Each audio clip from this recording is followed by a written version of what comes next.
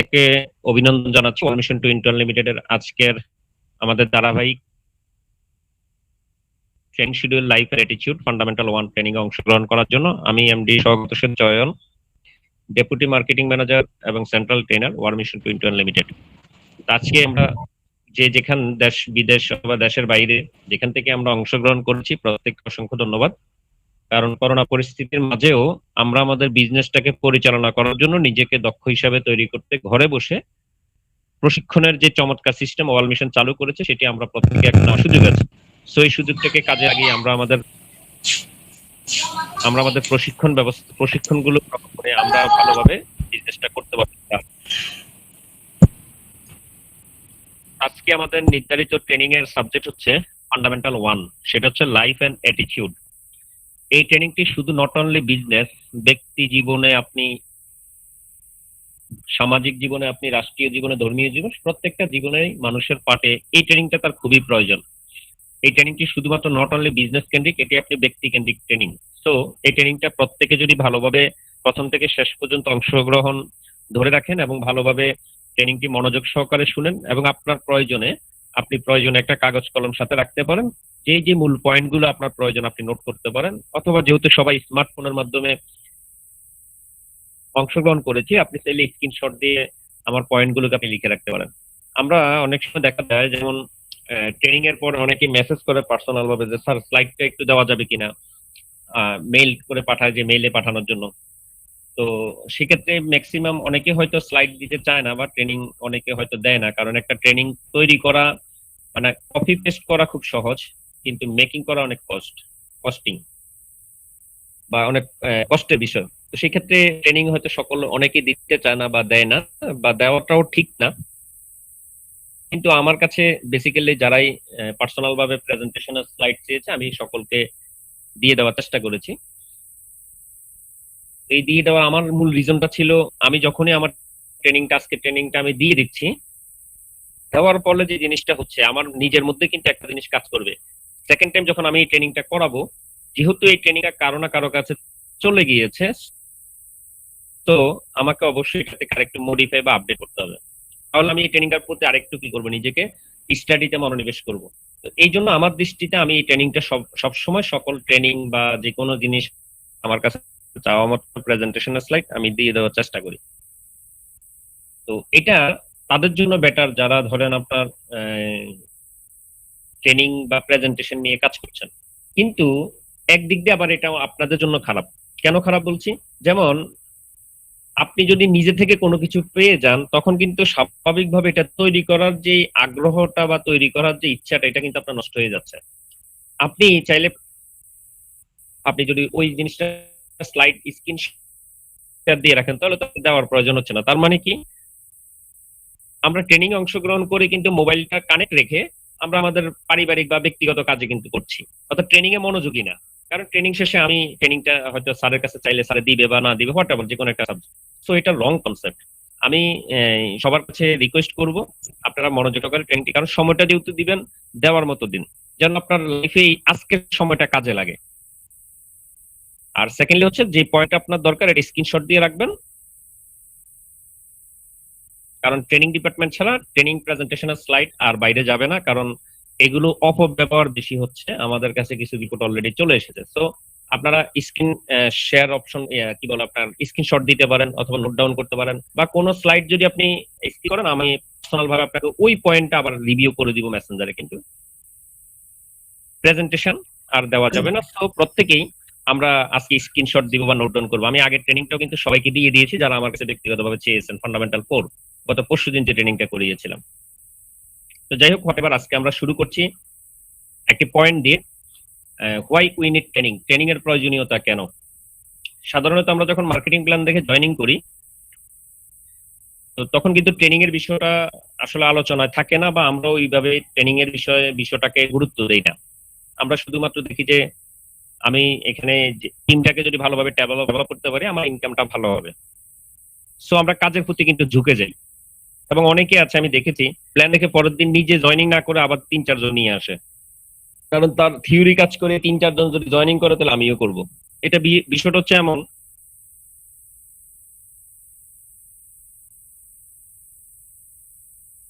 একটা গল্প শেয়ার করি তাহলে বুঝবেন। ওই যে এক হুজুর ওয়াজ করতে এক এলাকায় গেছে। তো ওয়াজ করার পর তো এক লোক বলতেছে ওনার কাছে এসে যে হুজুর, আমার কোনো ছেলে মেয়ে নাই, তো সেই ক্ষেত্রে আপনি যদি বিশেষভাবে কোনো দোয়া আমার জন্য করতেন, আমার জন্য একটা হুজুরে পানির মধ্যে একটু দোয়া পড়ে দিল। বলছে যে এই পানিটা বাসায় নিয়ে আপনার ওয়াইফকে খাওয়াবেন এবং সৃষ্টিকর্তার প্রতি পূর্ণ আস্থা রেখে বিশ্বাস নিয়ে আপনি যে আপনার আগামী 1 বছর আপনি সন্তানের বাবা হবেন, এই বিশ্বাসটা আপনি রাখবেন, তাহলে ইনশাল্লাহ আশা রেখে আল্লাহ আপনার দোয়া কবুল করবেন। তো তিনি চলে গেলেন। পরের বছর আবার হুজুর যখন ওই এলাকায় গেলেন, তো স্বাভাবিকভাবে এখন প্রশ্ন করলেন যে গত বছর আমার থেকে যিনি পানি ভরা নিয়েছেন উনি কি আজকে এই মাহফিলে আসছেন? তো সবাই বলতেছে, উনি দাঁড়িয়ে বলতেছে জি আসছি হুজুর। বলছে একটু স্টেজের দিকে আসেন। তো আসছে। তো বললো আল্লাহ পাক কি আপনার ঘরে কোনো সুখবর দিয়েছে কিনা, ছেলে মেয়ে বা সম্ভাবনা কোনো তৈরি হয়েছে কিনা? তখন তিনি বললেন না হুজুর, আমার তো কোনো কিছুই কোনো খবর নেই, কোনো আপডেট নেই। তো হুজুর তখন বললো যে যেহেতু পানি পড়া কাজে লাগেনি, তাহলে একটা কাজ করেন, আপনি ওয়াজ শেষে আমি আপনার বাসায় যাব, আপনি আপনার ওয়াইফকে পর্দার অপর পাশে রাখেন, আমি দোয়া পড়ে ওনাকে ফু দিয়ে দিব পর্দার এই পাশ থেকে। তাহলে আশা রাখি আল্লাহ পাক, আমি আল্লাহর কাছে দোয়া করব যেন আপনাদের দোয়া কবুল করে। তো যখন এটা তাকে বললো, এখন সে বলতেছে হুজুর আমি তো বিয়ে করি নাই। তো এখন চিন্তা করেন, সে গত বছর যে পানি পড়া নিছে, তাহলে এই পানি পড়া কাকে খাওয়ালো, বা এই পানি পড়া নিয়ে তার লাভ হলো কি? তা আমরা অনেকে আছি জয়নিং করার নিজে আগে জয়নিং করানোর চেষ্টা করি, অর্থাৎ বিয়ের আগে মানে ফ্যামিলি মেম্বার বাড়ানোর, অর্থাৎ বাচ্চা ছেলে নিব না মেয়ে নিবে এটার প্ল্যানিং নিয়ে কিন্তু ব্যস্ত। তো এটা রং কনসেপ্ট। এই জন্য ট্রেনিং এর বিষয়টা সবচেয়ে প্রায়োরিটি দিতে হবে। আমরা এখানে যারা আছি আজকে থেকে ট্রেনিং এ মনোযোগী হবো, কেননা বলা হচ্ছে রিসিভ মোর ইনফরমেশন, প্রচুর পরিমাণে তথ্য পাওয়া যাবে যদি আপনি ট্রেনিং এ অংশগ্রহণ করেন। দ্বিতীয়ত হচ্ছে ইজিলি অ্যাচিভ আওয়ার গোল, সহজে কিভাবে আপনি লক্ষ্য অর্জন করবেন সেটা কিন্তু ট্রেনিং থেকে আপনি জানতে পারবেন। কারণ ট্রেনিং হচ্ছে কৌশল জানার নাম। যেমন বিজনেস দেখবেন, একই রকমের বিজনেস নিয়ে পাশাপাশি দুই ব্যবসায়ী আছে। তো একজনের ব্যবসা দেখবেন প্রচন্ড ভালো, আরেকজন দেখবেন মশা মারে, কিন্তু আইটেম এক, সব এক। এটা ডিফারেন্সটা কি? ডিফারেন্সটা হচ্ছে দুইজনের মধ্যে কোনো না কোনো কৌশলের ডিফারেন্স। আবার দেখবেন যেমন আমি আমার এলাকায়, আমি যেখানে থাকি ঢাকায়, সেখানে দেখলাম একজন হোমিওপ্যাথি ডাক্তার, 3 সেট মোটামুটি ভাঙ্গাচুরা, এই মানে মনে হচ্ছে যে এখনই ভেঙে যাবে এরকম একটা তার দোকানের সেট আপ। তো এখানে রুগীর প্রচন্ড ভিড় কন্টিনিউ প্রতিদিন, কিন্তু তার পাশে এসি রুম দিয়ে একদম থাই গ্লাস টাস দিয়ে একদম ভিআইপি সিস্টেমে ডাক্তার দুইজন আছে, কিন্তু ওইখানে আমি তেমন কোনো সময় রুগী দেখি না। তাহলে দেখেন দুইজনে কিন্তু হোমিওপ্যাথি ডাক্তার, একজনের এখানে কন্টিনিউ সিরিয়াল, আরেকজনের কাছে কিন্তু সিরিয়াল নাই। তার কারণটা হচ্ছে উনি কোনো না কোনো ডিফারেন্স কোনো কিছু ওনার কাছে তৈরি করার কারণে কাস্টমার কিন্তু আকৃষ্ট হয়েছে। যেমন আমি গত ট্রেনিং এ একটা এক্সাম্পল দিয়েছিলাম যে ইন্ডিয়াতে একজন মুসি আছে, মুসি তো আমরা চিনি যারা জুতা সেলাইয়ের কাজ করেন। তো উনি ওনার যে জায়গাটায় বসে জুতা সেলাই করেন এখানে একটা সাইনবোর্ড লাগিয়ে দিয়েছেন। কি সাইনবোর্ড? যে এখানে সকল প্রকার অসুস্থ জুতার অপারেশন করা হয়। ডাক্তার সকাল 9টা থেকে রাত 9টা পর্যন্ত অসুস্থ রোগীকে দেখেন। ইমার্জেন্সি প্রয়োজনে 24 ঘন্টা ইমার্জেন্সি সার্ভিস খোলা আছে, নিম্নোক্ত নাম্বারে যোগাযোগ করুন। জুতার ডাক্তার নাম দেওয়া আছে। এখন যখনই কোনো ভদ্রলোক এই পাশ দিয়ে যাচ্ছে, উনি যখনই এই ব্যানারটা দেখছে, ওনার কিন্তু কিউরিসিটি তৈরি হচ্ছে, ওনার মধ্যে একটা জিনিস কাজ, কি রে, ঘটনা কি, জুতার ডাক্তার আবার বিষয়টা কি রকম, লেখাটা পড়ছে। এখন এই যে ব্যানারটা তৈরি করার কারণে ঘটনাটা কি হলো, যে মানুষ এটা দেখার জন্য হলো তার কাছে আসতেছে, এবং প্রত্যেকে তার কাছে, এবং ওই এলাকায় সে এখন মানে জুতা ডাক্তার নামে খুব পরিচিতি লাভ করেছে, মুচি ডাক্তার। সবাই এসে তার জুতাটা নিয়ে বলে যে ডাক্তার মশাই আমার জুতাটা অ্যাক্সিডেন্টে সাইকেল উপরে উঠে যাওয়ার কারণে একটা লেস খুলে গেছে, একটু যদি অপারেশন করে দিতেন। আমার জুতা, আমার গায়ের রংটা, আমার জুতার শরীরের রংটা এই নষ্ট হয়ে গেছে রোদে, আপনি যদি একটু এটাকে আবার ঠিকঠাক করে দিতেন, 5টা সার্জারি করে দিতেন। তার মানে কাস্টমাররাও এখন মজা করে তার সাথে কিন্তু কি করছে, তার সার্ভিসটা নিচ্ছে, সেও মজা করে সার্ভিসটা দিচ্ছে। দেখা গেছে তার আশেপাশে যতজন জুতার মুচি আছে, তারা সারাদিনে যা সেল করে তার থেকে কয়েক গুণ বেশি। কিন্তু বিজয়ীরা ভিন্ন ধরনের কাজ করে না, তারা একই কাজ ভিন্ন ভাবে করে। একই বই পড়ে কেউ কিন্তু ফেল করেছে, একই বই পড়ে কিন্তু কেউ A+ পেয়েছে, কেউ B+, কেউ C+ পেয়েছে, কেউ এ পেয়েছে। বই কিন্তু একটাই, একই ক্লাসে পড়েছে, একই টিচার তাকে গাইডলাইন করেছে। তাহলে ডিফারেন্সটা কোন জায়গায়? ডিফারেন্সটা হচ্ছে যিনি গোল্ডেন A+ পেলেন, উনি তার লেখার মধ্যে কোনো না কোনো কৌশল অ্যাপ্লাই করেছেন, উনি তার পড়ার মধ্যে কোনো না কোনো কৌশল অ্যাপ্লাই করেছেন। আমি আপনি কেন পাইনি সেটা আমরা অ্যাপ্লাই করিনি। সো কৌশল জানাটা খুবই ইম্পর্টেন্ট। এই জন্য বলা হচ্ছে ইজিলি অ্যাচিভ আওয়ার গোল, কিভাবে সহজে আপনার লক্ষ্য অর্জন করবেন সেটা জানতে পারবেন। Training is the fuel for our work. Training হলো আমাদের কাজের জন্য জ্বালানি তেল।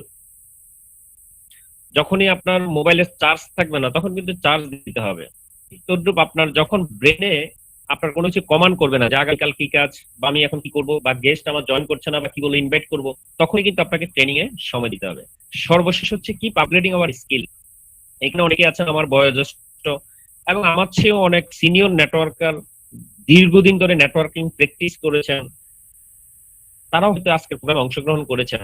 কিন্তু তারপরেও কিন্তু আপনাকে প্রতিনিয়ত ট্রেনিং এ থাকতে হবে। কেন থাকতে হবে? দেখেন, আমার বাবা কিন্তু পৃথিবীতে আমার আগে আসছে, সেম আপনার বাবাও আপনার আগে পৃথিবীতে আসছে, কিন্তু তাই বলে উনি পৃথিবীর সবকিছু জানে বিষয়টা কিন্তু ভুল। মানে আপনার চেয়ে, যেমন আপনি যদি একটা স্মার্টফোন নিয়ে ওনাকে যে কোনো একটা অ্যাপস ডাউনলোড করতে বলেন, হয়তো অনেকেই পারবে না, বাট আপনি কিন্তু সেটা অনায়াসে পারছেন। তার মানে কি, আপনি বর্তমান প্রযুক্তির সাথে নিজেকে আপডেট করতেন, বাট ওনারা কিন্তু সে আপডেটটা হয়তো করতে পারেনি। তাই আমি কত বয়স আমার, কত ডিগ্রি আমার, এটা ডাজ নট ম্যাটার। আমি প্রতিনিয়ত নিজেকে আপডেট করছি কিনা, এটা হচ্ছে মূল পয়েন্ট। এই আপডেট হওয়া কেন প্রয়োজন আমি একটা ছবি দেখাচ্ছি, তাহলে বুঝতে পারবেন। এটা হচ্ছে ওল ক্রো, আগের দিনে কাকের গল্প। আমরা অনেকেই গল্প পড়েছি।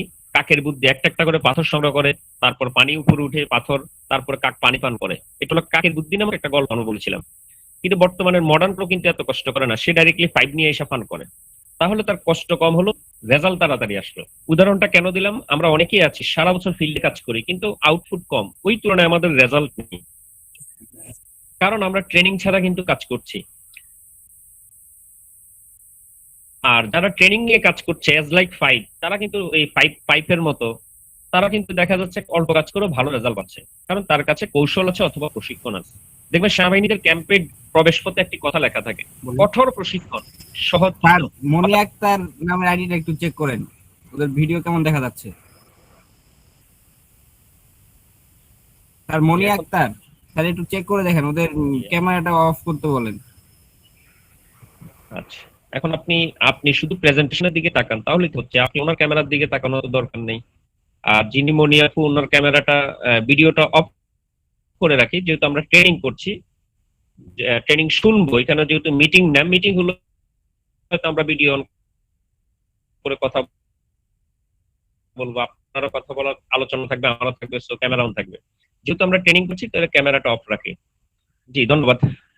তো সেনাবাহিনীদের ক্যাম্পে দেখবেন প্রবেশ করতে একটি কথা লেখা আছে, কঠোর প্রশিক্ষণ, সহজ যুদ্ধ। মানে প্রশিক্ষণটা কঠিন হবে কিন্তু যুদ্ধটা কি হবে, সহজ হবে। এ সম্পর্কে একটি হাদিসও আছে। হযরত আলী রাদিয়াল্লাহু তাআলা আনহু একটি কথা বলেছেন যে, আপনি যদি প্রশিক্ষণে ঘাম না ঝরান, অর্থাৎ প্রশিক্ষণ যদি আপনি ভালোভাবে না নেন, তাহলে যুদ্ধে গেলে কিন্তু আপনার রক্ত ঝরবে। প্রশিক্ষণে যদি ঘাম না ঝরে, যুদ্ধে গেলে রক্ত ঝরবে। সো প্রশিক্ষণটা ভালোভাবে নিতে হবে। আমরা প্রত্যেকে মাইক্রোফোনটাকে মিউট করে রাখবো, আনমিউট করব না। চলুন, প্রথমত আজকে আমরা যে অ্যাটিটিউড ট্রেনিং, আজকে যেহেতু আমাদের life and attitude first fundamental obstacle to be a successful person, বলা হচ্ছে একজন সফল ব্যক্তির কি কি বাধা। অবস্টাকলস মানে হচ্ছে বাধা, to be a successful person, একজন ব্যক্তি সফল হওয়ার জন্য কি কি বাধা। আমরা যদি এই পয়েন্টগুলো জানতে পারি এবং এই কাজগুলো যদি আমরা না করি, তাহলে কিন্তু আমরা সফল হতে পারবো। আর এই কাজগুলো আমাদের মধ্যে যদি থাকে, তাহলে কিন্তু আমরা সফল হতে পারবো না। সো এই পয়েন্টগুলো আমাদের জানা দরকার। নাম্বার হচ্ছে প্রাইড ইন কমিউনিকেশন, যোগাযোগ করতে ভয় পাওয়া। অর্থাৎ দেখবেন অনেক সময় আপনি কিভাবে কথা বলবেন, স্টার্টিং কিভাবে করবেন, এই সেগুলো একটা নার্ভাস ফিল করছেন। আবার আপনি অনেক গেস্ট লিস্ট করে অনেক ইনভাইট করছেন না, কেন করছেন না? যদি উনি কিছু বলে, উনি যদি আপনাকে বকা দেয়, বা ওনার সাথে আপনার সম্পর্কটা খারাপ হয়, বা উনি যদি আরেকজনের সাথে আলোচনার কাছে নালিশ দেয়, আপনার ফ্যামিলিকে যদি কিছু বলে, বিভিন্ন কথা চিন্তা ভাবনা করে আপনি দেখা গেছে একজনের সাথে কথা বলতে গিয়েও আবার কথা বলছেন না।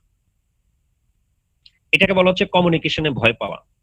এটা হচ্ছে সফল ব্যক্তি, আপনি যদি ব্যক্তি হিসেবে সফল হতে চান, এটা হলো প্রথম বাধা, যদি এই ভয় আপনার মধ্যে থেকে থাকে। আমি আমার ব্যক্তিগত 21 একটা স্মৃতি আপনাদের সাথে শেয়ার করছি।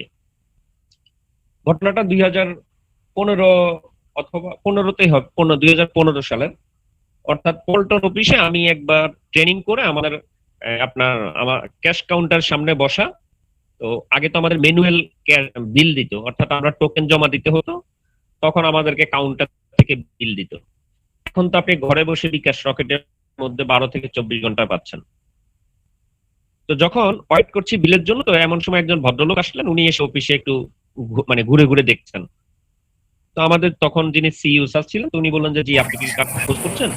তখন তিনি বলল যে না, আমি কাউকে খোঁজ করছি না, আমি ওয়াল মিশন নামটার সাইনবোর্ডটা বাইরে থেকে দেখলাম, তো তো সেটা জানার জন্য ভিতরে ঢুকলাম। জি, কথা কি শোনা যাচ্ছে না? জি স্যার, শোনা যাচ্ছে। জি, আমরা যারা অংশগ্রহণ করেছি, আমরা বাংলাদেশের বিভিন্ন জায়গা থেকে অংশগ্রহণ করেছি, যার কারণে আমাদের নেটওয়ার্কিং এক এক জায়গায় এক এক রকম হয়তো সার্ভিস মোবাইলের। সেক্ষেত্রে আপনার নেটওয়ার্ক যদি কোনো কারণে সার্ভিসটা একটু দুর্বল হয়, স্বাভাবিকভাবে আমার স্লাইডটা দেখবেন আপনার এখানে লেটে যাচ্ছে, কথাগুলো অস্পষ্ট যাচ্ছে। সো আমরা সবাই একটু আনমিউট করে রাখবো। আর আপনার যদি বেশি সমস্যা হয়, তাহলে আপনি মোবাইলের ডাটাটা অফ করে আবার অন করলে ইনশাল্লাহ ক্লিয়ার হয়ে যাবে। আলোচনাটা মানে কথাটা ক্লিয়ার আছে, আপনার এখানে হয়তো নেটওয়ার্কিং প্রবলেম হচ্ছে। জি, ধন্যবাদ। তো আমি তখন স্যার ওনাকে বললেন যে কি ব্যাপার, আপনি কি কাউকে খোঁজ করছেন? তখন তিনি বললেন যে না, আমি আসলে 21 কে জানার জন্য আসছি, আমি এই সম্পর্কে কোনো আমার কাছে ইনফরমেশন নেই, নাম দেখলাম এই জন্য আসলাম। তো স্যার তখন আমাকে ডাক দিয়ে বললেন যে তয়ন সাহেব, আপনি একটু ওনাকে নিয়ে আমাদের মার্কেটিং বিভাগে বসে ওয়াল মিশন সম্পর্কে একটু বেসিক ধারণাটা ওনার সাথে শেয়ার করেন, উনি আমাদের কোম্পানি সম্পর্কে জানতে এসেছেন। তা আমি এখন ওনার সাথে বেসিক ধারণাটা, ওনার সাথে প্রথমে পরিচিত হলাম, কি করে ওনার দেশের সকল ইনফরমেশন ডিটেলস নিয়ে আমারটুকু শেয়ার করলাম। তারপর আমাদের বিজনেস প্রেজেন্টেশনটা ওনার সাথে শেয়ার করি। করার পর ওনার কাছে সেমিনারটা ভালো লাগে, উনি জয়েনিং করার ডিসিশন নেয়। তখন উনি আমাকে বললো যে জয়েনিং করতে কি লাগবে। তখন আমি আমাকে কন্ডিশন গুলো দেখালাম, যা যা ওনার জয়েনিং করতে লাগবে। এখন উনি রেফারেন্স কোথায় পাবে? কারণ রেফারেন্স তো একজন লাগে। এখন যেহেতু কেউ ওনাকে ইনভাইট করেনি, উনি নিজ থেকে চলে এসেছেন, তখন আমি ওনাকে বললাম এই অফিসে যাকে আপনার ভালো লাগে তার সাথে আপনি তার কাছ থেকে রেফার নিয়ে তার সাথে শুরু করতে পারবেন। তখন উনি আবার আমাকে প্রশ্ন করলেন যে আপনি কি আমাকে রেফার দিতে পারবেন না? আমি বললাম যে আমিও পারবো, সেক্ষেত্রে একটা কন্ডিশন আছে, আমার একটা শর্ত আছে। বললো যে কি? আমি বললাম যেহেতু আপনি আগামীকাল সকালে জয়েনিং করবেন, আজকে রাতে আপনার পরিচিত 20 জন লোকের কল দিবেন। কল দিয়ে শুধু জিজ্ঞেস করবেন তুমি কি ওয়াল মিশন সম্পর্কে কিছু জানো কিনা। যদি ওই 20 জন লোকের কেউ একজন বলে যে আমি ওয়াল মিশনে আছি, তাহলে আপনি তার সাথে শুরু করবেন। কেননা আপনার নিয়ারেস্ট পার্সন বা খুব ক্লোজ মানুষ যদি কেউ 21 কোথাও না কোথাও কাজ করে, তাহলে আপনি যদি আরেকটা টিমে কাজ করেন, একটা সময় কিন্তু পারিবারিক ভাবে বা ফ্যামিলিগত রিলেটিভ ভাবে কাজ করতে গেলে বাধাগ্রস্ত হবেন, কারণ উনি আরেকটা টিম, আপনি আরেকটা টিম। এই জন্য কাছের মানুষ 15 থেকে 20 জন আপনি কল দিবেন। বললো আচ্ছা ঠিক আছে। উনি রাত 12টা আমাকে কল দিল, কল দিয়ে বলতেছে যে স্যার আমি তো মোটামুটি 18 জনকে কল দিছি, মোটামুটি একদম খুব কাছের যারা, তাদের মধ্যে 2-4 জন ওয়াল মিশনের নাম শুনেছে কিন্তু ওইভাবে কিছু জানে না, আর অনেকে আছে তারা এখনো নামে শুনেনি। সেই ক্ষেত্রে আমি কি আগামীকাল সকালে আসবো? আমি বললাম জি, আপনি আগামীকাল সকালে আসেন। উনি পরের দিন সকালে সে টার্বো সেন্টার অর্থাৎ 3টা সেন্টার নিয়ে জয়েনিং করে। ওনাকে ফান্ডামেন্টাল 1 থেকে 5 ট্রেনিং কোর্স 2বার কমপ্লিট করালাম, তারপর কাজ করার অনুমতি দিলাম। ঢাকাতে উনি ইনভাইট করছে, প্ল্যান দেখাচ্ছি, জয়েনিং হচ্ছে। তো এখন একদিন উনি আমাকে বললো যে স্যার আমি আজকে বাড়িতে যাবো, ওনার দেশের বাড়ি হচ্ছে দিনাজপুর। তো আমি বাড়িতে যাব, আগামীকাল আমি বাড়িতে কিছু গেস্ট ইনভাইট করবো শুক্রবার। আমি আজকে বাড়িতে চলে যাব, আজকে হচ্ছে বুধবার, বৃহস্পতিবার আমি সবাইকে ইনভাইট করে রাখবো শুক্রবারের জন্য। আপনি বৃহস্পতিবার নাইটে রওনা দিবেন দিনাজপুরের উদ্দেশ্যে। শুক্রবার সকাল আমার বাড়িতে আপনি একটা সেমিনার আমি আয়োজন করবো, আপনি একটু প্ল্যান দেখাবেন, আমার এলাকার পরিচিত খুব কাছের যারা আছে 15-20 জনকে আমি দাওয়াত দিব। তাই আমি বললাম গুড আইডিয়া, ঠিক আছে চলে যান। তো উনি চলে গেল। বৃহস্পতিবার সন্ধ্যা পর্যন্ত ওনার সাথে আমার কথা, রাতের টিকিট আমি ওকে করে রাখলাম বাসের। হঠাৎ করে রাত 8টার দিকে আমাকে কল দিয়ে বললো যে স্যার আপনি কষ্ট করে আজকে রওনা দিয়েন না, আমি ঢাকায় সে বিস্তারিত আলোচনা করব, আমি কালকে ঢাকা আসতেছি। আমি বললাম যে আচ্ছা ঠিক আছে, সমস্যা নেই। তো আমি ভাবলাম এলাকায় হয়তো উনি কাজ করতে গিয়ে কারো না কারোর সাথে আলোচনা করেছে, সেখানে হয়তো কেউ না কেউ ওনাকে নেগেটিভ বলেছে, স্বাভাবিকভাবে যেটা হয়। এই জন্য হয়তো এই ভদ্রলোক নেগেটিভ শুনে সেমিনারটা অ্যাভয়েড করতে চাচ্ছেন। তো ঢাকা আসার পর ওনাকে আমি কল দিচ্ছি, আমার কল ধরছে না, 1 দিন 2 দিন 3 দিন। তখন আমি আমার দ্বিতীয় আরেকটা নাম্বার থেকে কল দিলাম, রিসিভ করলো। তখন ওনাকে বললাম যে ভাই, আপনার সাথে আমার একটা যে সম্পর্ক তৈরি হয়েছে, আমি চাই সম্পর্কটা লং টাইম থাকুক, বিজনেস না থাকুক, কিন্তু সম্পর্কটা থাকুক। তো সেই সুবাদে আপনি যদি আমার সাথে 1 কাপ চা খান, আমি খুশি হব। উনি বললো যে আমাকে লজ্জা দিয়েন না, আমি আসবো। ওনার বয়স 55 অ্যাবাভ। তো উনি আসলো, আসার পরে চা খাচ্ছি। তো উনি কোনো কথা বলছে না, আনইজি ফিল করতে। তো ওনাকে বললাম একদম ফ্রেন্ডলি শেয়ার করেন, কি ঘটনাটা হয়েছে বাড়িতে যাওয়ার পর, কোনো নেগেটিভিটি বা কেউ কি আপনাকে কিছু বলেছে, বা ওয়াল মিশন সম্পর্কে আপনি কারো কাছ থেকে কি অন্য কিছু শুনেছেন, শেয়ার করেন, সমস্যা নেই। তখন উনি বলল যে না ভাই, তেমন কিছু না। ঘটনাটা হয়েছে, আমি বাড়িতে গিয়ে তো 15-20 জন দাওয়াত দিয়েছি, সবাই আগে আমাকে কথাও দিয়েছে। তো আমি যেহেতু আপনি ঢাকা থেকে যাবেন, এই জন্য আমি কিছু বাজার করেছিলাম, মুরগি, গরুর মাংস বা হোয়াট বাজার করেছিলাম।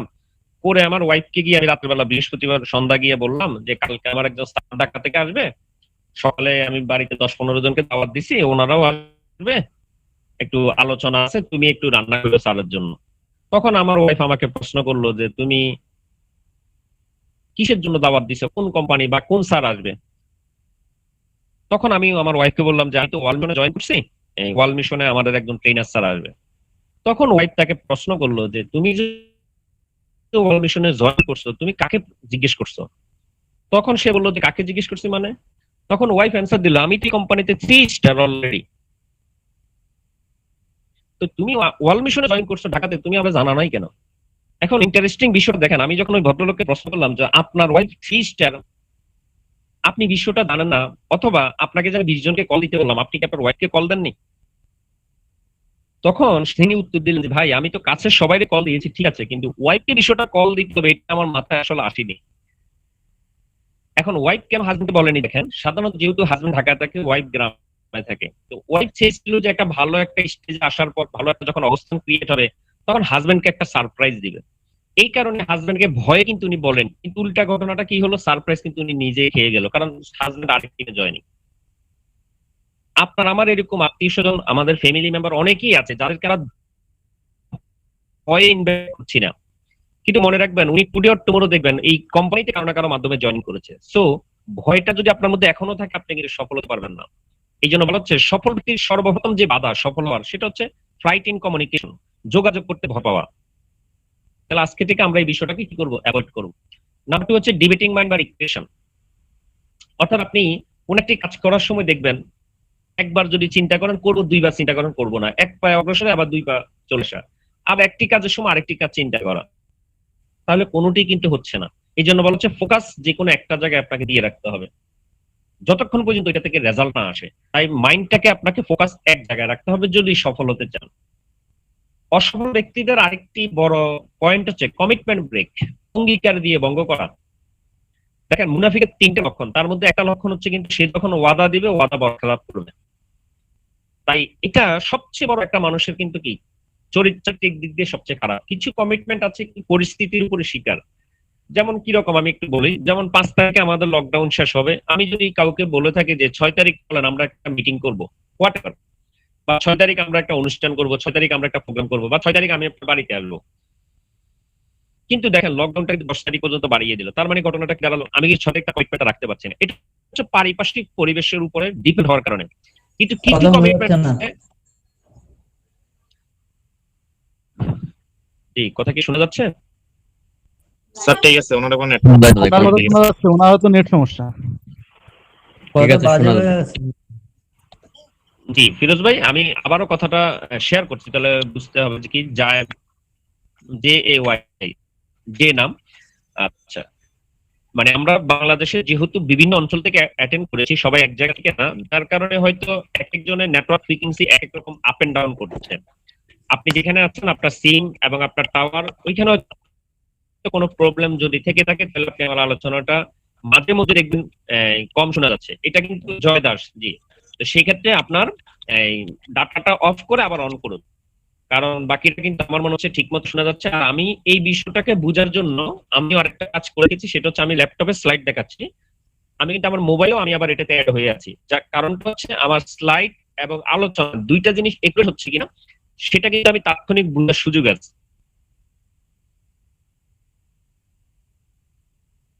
সো প্রত্যেককে অনুরোধ করবো, আপনাদের যদি এই প্রবলেমটা হয় তার মানে হচ্ছে আপনাদের এখানে ডাটা কানেক্টিং প্রবলেম, সেন্ট্রালি থেকে কোনো প্রবলেমটা হচ্ছে না।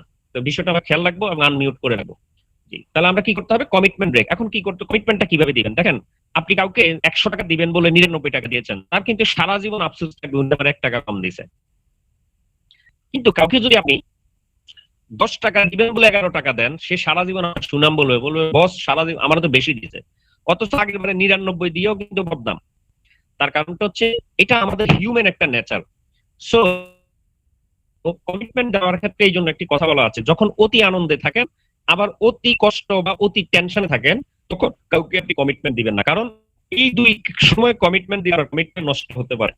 এই জন্য যা কিছু বলবেন দরকার পড়লে একটু কম করে কমিটমেন্ট দেন, দেওয়ার সময় বেশি দেন, তাহলে সারা জীবন তার কাছে কিন্তু আপনি ভালো থাকতে পারবেন। সো এটা হচ্ছে অসফল ব্যক্তির আরেকটি লক্ষণ, যারা কমিটমেন্ট ব্রেক করে। তাই আমরা কমিটমেন্ট ব্রেক করব না। 4 নম্বর হচ্ছে আনইথিক্যাল বডি ল্যাঙ্গুয়েজ। আনইথিক্যাল মানে অনৈতিক ভাবে বডির কিছু ল্যাঙ্গুয়েজ, যেমন ল্যাঙ্গুয়েজ কিন্তু দুইভাবে প্রকাশ পায় আমরা জানি। একটা হচ্ছে আপনি যখন মুখ দিয়ে কথা বলেন, এটা একটা ভাষা, আর একটা হচ্ছে দেহ ভাষা। এই দেহ ভাষাটা কিন্তু মানুষের উপরে সবচেয়ে বেশি প্রভাব পড়ে। সো দেহ ভাষাটা যদি আনইথিক্যাল কোনো কিছু ইঙ্গিত করে, তখন কিন্তু দেখা যাবে একটা মানুষ কিন্তু আপনাকে প্রথমে রিসিভ করতে চাইবে না। এখন এটা আপনি বুঝে করেন না বুঝে করেন, এই দিকগুলো কিন্তু, এই ভাষাগুলো কিন্তু নেগেটিভ। যেমন আমি কিছু ছবি দেখাচ্ছি, তাহলে আপনি বুঝতে পারবেন। এই যে 5টা ব্যক্তি দাঁড়িয়ে আছে, এই 5 ভাবে দাঁড়ানোটা কিন্তু রং। আপনি যখন কারো সামনে দাঁড়াবেন, কারোর সামনে দাঁড়িয়ে কথা বলবেন, যেমন এই যে একজন নামাজের নিয়তের মতো 2 হাত দিয়ে রাখছে, একজন প্যান্টের পকেটে পিছনে হাত দিয়ে রাখছে, আরেকজন সামনে কি করেছে, ওই যে আমরা যখন নিয়ত করি তখন ওই ভাবের মতো হাত দিয়ে রেখেছে, তাই না? আরেকজন চশমা ঠিক করতেছে কথা বলতে বলতে, আরেকজন নাকের উপরে আঙ্গুল দিয়ে রেখেছে। এই কাজগুলো হচ্ছে আনইথিক্যাল বডি ল্যাঙ্গুয়েজ, এই কাজগুলো করা যাবে না। আবার অনেক সময় আমরা অনেকের সাথে কথা বলতেছি, কানের মধ্যে একটু মানে ময়লা পরিষ্কার করার চেষ্টা করি, নাকে ময়লা পরিষ্কার, এগুলো হচ্ছে সবচেয়ে বাজে কাজ। এই কাজগুলো কখনো করা যাবে না, এগুলো কমন সেন্সের কথাটা বলে গেল। সো আনইথিক্যাল বডি ল্যাঙ্গুয়েজ যদি থাকে, এটা অসফল ব্যক্তির লক্ষণ। তারপর হচ্ছে ফলস বা ব্যাড ওয়ার্ড, অর্থাৎ খারাপ শব্দ উচ্চারণ করা। এখন কিছু জিনিস আছে যে ধর আমার এলাকায় যেটা গালি, আরেক এলাকায় বলি, এরকম একটা আমরা আঞ্চলিক কথা জানি। সো অনেকে আছে কথা কথা খারাপ কথা উচ্চারণ করে, অর্থাৎ তার মানে কিছু কথা তার ওয়ার্ড বের হয়ে যায়, এটা তার মুদ্রা দোষে পরিণত হয়, এটাকে আমরা বলি। তো এটাও যদি আপনার মধ্যে থেকে থাকে, এটাকে বাদ দিতে হবে। যেমন আমার মনে আছে আমি খুব ছোট ছিলাম, আমাদের এলাকায় একজন ইউনো ছিল, এটা আমি মানে ওই সময় আমার বাবার কাছ থেকে এই জিনিসটা শুনেছিলাম। সেটা হচ্ছে আমাদের এলাকায় ইউনো ছিল, তখন তো ছিল টিওনো, এখন বলে ইউনো অফিসার। তো ওই টিওনো, তার একটা সমস্যা ছিল, সে গালি ছাড়া কথা বলতে পারতো না। কথা বলার সময় প্রতি সেন্টেন্সে তার একটা গালি চলে আসতো। এখন এটা কিন্তু ছিল তার মুদ্রা দোষ। এখন তার কাছে একজন কৃষক গেলে সে তাকেও গালি দিচ্ছে, একজন টিচার গেলে তার সাথে কথা বলার প্রসঙ্গে গালি দিচ্ছে, অর্থাৎ সবাইকে গালি দেয়। তো এই জিনিসটা তো সবাই মেনে নেওয়া মানে সম্ভব না। তো কিছু ব্যক্তি ডিসির কাছে একটা কমপ্লেন জমা দিচ্ছে যে আমাদের যিনি থানার বর্তমানে টিউনো আছেন, বর্তমান যাকে বলা হয় ইউনো, তো উনি কথা কথা খারাপ ভাষা উচ্চারণ করেন। তো ডিসি টিউনোকে তলব করলেন, অর্থাৎ থানা থেকে ডিসিকে তলব করলেন। তো যখন টিও সাহেব ওই যে ডিসি অফিসে গেলেন, তখন ডিসি সাহেব ওকে জিজ্ঞেস করতেছেন যে স্যার আপনার নামে একটা কমপ্লেন আসছে, আপনি নাকি মানুষদেরকে গালাগালি করেন বা খারাপ শব্দ উচ্চারণ করেন। তো টিওনো স্যার একটু রাগ করে বলতেছে, কোন হারামজাদা বলছে আমি গালি দেই? তখন ডিসি স্যার বলতেছে যে ও আচ্ছা ঠিক আছে স্যার বুঝছি। তারপরে ডিসি স্যার বুঝছে যে অ্যাকচুয়ালি এটা ওনার কি মানে মুদ্রা দোষ, যে জিনিসটা মানুষের কাছে আনইথিক্যাল হচ্ছে, অর্থাৎ একজন অসফল ব্যক্তির এটা লক্ষণ। আমাদের মধ্যে যদি এরকম কোনো কিছু থেকে থাকে, আমরা আজকে থেকে এটা পরিহার করব। এবং সর্বশেষ হচ্ছে ল্যাক অফ রেসপেক্ট, কাউকে সম্মান করতে কম করা বা সম্মান না করা, এটা হচ্ছে আরেকজন অসফল ব্যক্তির লক্ষণ। দেখবেন সম্মানিত ব্যক্তি সবাইকে কিন্তু সম্মান করে, একজন সফল ব্যক্তি সে সবাইকে কিন্তু রেসপেক্ট করে। যেমন দেখবেন গাছে যখন আম ধরে, অর্থাৎ ভরা ফল, তার যখন ফলটা পুরো গাছে ভরে গেছে, তখন কিন্তু সে নুয়ে যায়। ধান গাছে যখন ধান আসবে, ধান গাছ কিন্তু সোজা থাকতে পারবে না, তাকে নুয়ে যেতে হবে। তার মানে আপনার সফলতা দিন দিন যত আসবে, আপনার সম্মান যত বাড়বে, আপনাকে তত বেশি বিনয়ী হতে হবে। এই জন্য একটি কথা আছে, আপনি আকাশ সমান বড় হন, কোনো সমস্যা নেই, কিন্তু পা যেন মাটিতে থাকে। সো আরেকজনকে রাখতে হবে, যদি না করেন তাহলে এটা অসফল ব্যক্তির লক্ষণ। আর যদি আপনি মানুষকে সম্মান করতে পারেন তাহলে এটা সফল ব্যক্তির লক্ষণ। এবং আপনি যাকে সম্মান করবেন, মনে রাখবেন কেউ না কেউ কিন্তু আপনাকে সম্মান করা শুরু করবে। সো আজকে থেকে এগুলো আমরা ফলো করবো। চলুন একজন সফল এবং ব্যর্থ ব্যক্তির মধ্যে আমরা কিছু পার্থক্য দেখি। আমাদের কাছে যাদের আইবিইউ বইটা আছে, আইবিইউ বইয়ের প্রথমেই কিন্তু কাভার পেজের পরের পাতাটাই কিন্তু সফল এবং ব্যর্থ ব্যক্তির এই কথাগুলো লেখা আছে। তো আমরা যারা বই আছে তারা বই থেকে একটু পড়ার চেষ্টা করে নেব, আর যাদের নাই আজকে আমার কথাগুলো শুনে আমরা আইবিইউ বইটা আবার নিয়ে নেব, যেন এগুলো পড়তে পারি বেশি বেশি। সফল ব্যক্তি সর্বদা ইতিবাচক চিন্তা করেন, ব্যর্থ ব্যক্তি সর্বদা নেতিবাচক চিন্তা করেন। অর্থাৎ আপনি সারাদিনের মধ্যে যা কিছু চিন্তা করেন, যেমন দেখবেন আমরা অনেক সময় নেগেটিভ কথাও কিন্তু পজিটিভ কথা নেগেটিভ ছাড়া বলতে পারি না, পজিটিভ কথা নেগেটিভ ছাড়া বলতে পারি না। এখন আপনি যদি বলেন এটা কেমন, আমি একটা এক্সাম্পল বলি। যেমন ধরেন আপনার বাসায় আপনার মামা আসছে, তো আপনি খাবার খাচ্ছেন, দুপুরের বা রাতের ডিনার খাচ্ছেন, এমন সময় মামা আসছে, তো মামাকে আপনি খাওয়ার জন্য বলতেছেন, তো কি বলেন? মামা খান না। মানে মিনিংসটা কি দাঁড়াচ্ছে? মামা খাইয়েন না। আবার কি বলতেছেন? মামা থাকেন না, মানে থাকেন না, চলে যান। অর্থাৎ আমরা পজিটিভ কথা এখন কিন্তু নেগেটিভ ছাড়া বলতে পারি না। কেমন আছেন? খারাপ না। আপনি ভালো এটা বলছেন না কেন? এটা বলতে পারি না। তার মানে নেগেটিভ চর্চা করতে করতে আমরা এমন এক জায়গায় চলে এসেছি যে আমরা এখন নেগেটিভ ছাড়া কিন্তু থাকতে পারছি না। অথচ আপনি চাইলে এই নেগেটিভটা বর্জন করার সুযোগ আছে। যেমন দেখেন, আপনাকে কেউ জিজ্ঞেস করলো, ভাই আপনি কি রাতের খাওয়া খেয়েছেন? যেমন এখন আমরা প্রোগ্রামে আছি, আপনি তখন অ্যান্সারটা কি দিবেন? যে না। তো না মানেই তো নেগেটিভ, তাহলে তো আপনি নেগেটিভ অ্যান্সার দিলেন। তো এটারও কিন্তু পজিটিভ অ্যান্সার দেওয়ার সুযোগ আছে, যদি আপনি এটাকে বলে রাইট অ্যাটিটিউডের মানুষ হয়ে থাকেন। সেটা কি রকম?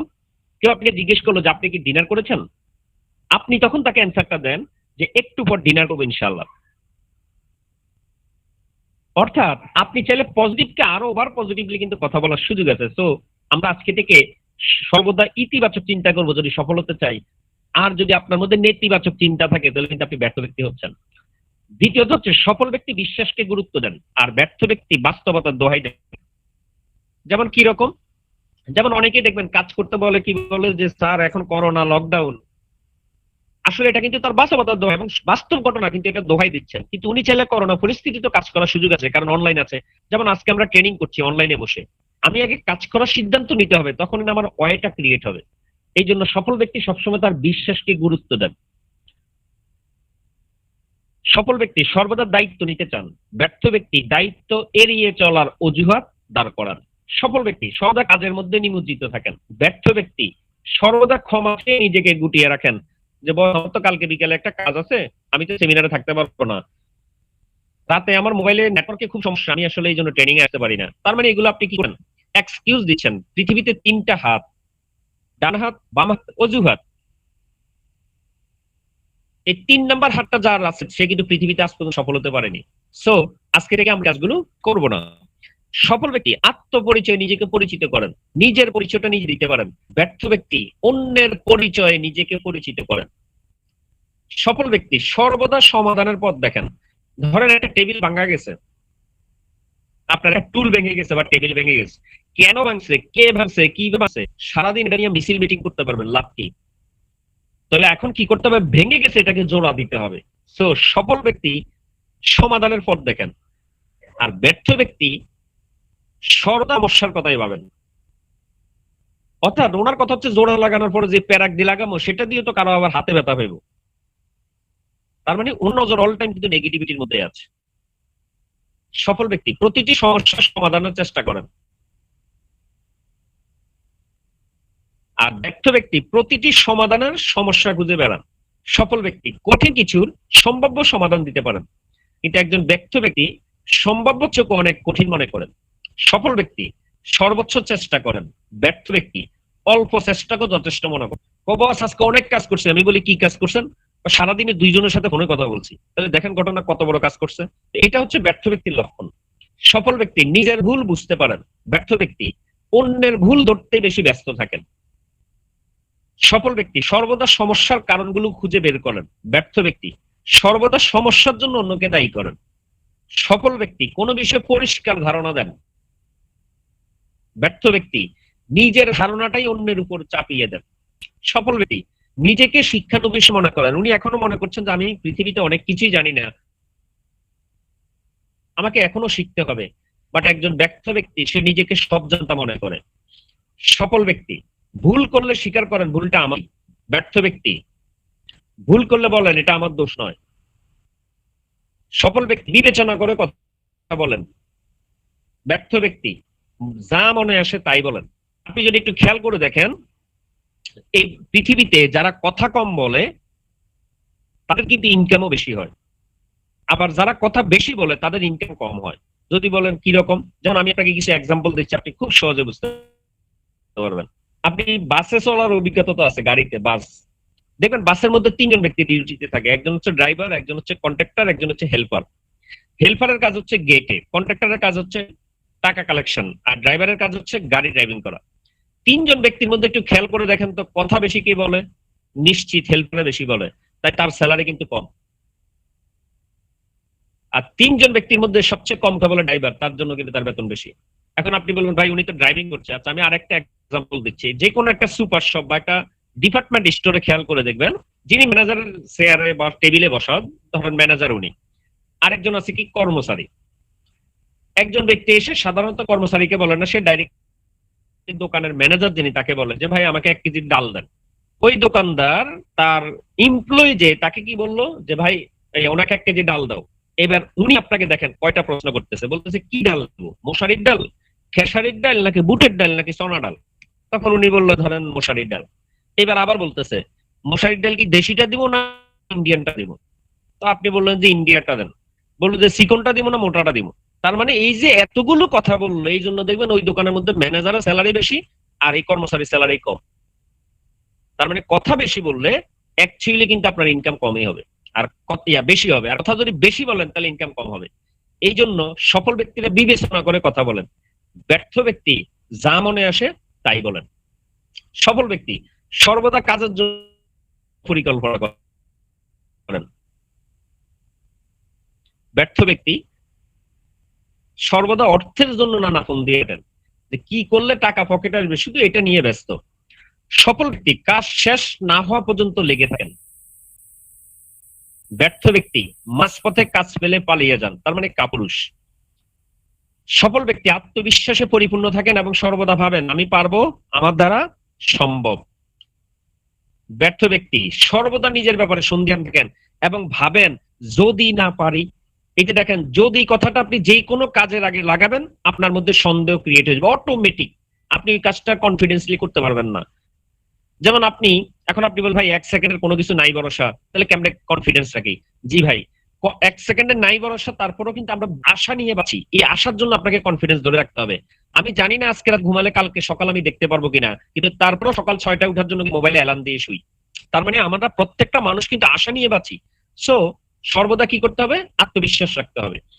সফল ব্যক্তি সাধারণের মতামত ঘরে তোলেন, ব্যর্থ ব্যক্তি সাধারণের মতামতের জন্য অপেক্ষা করেন।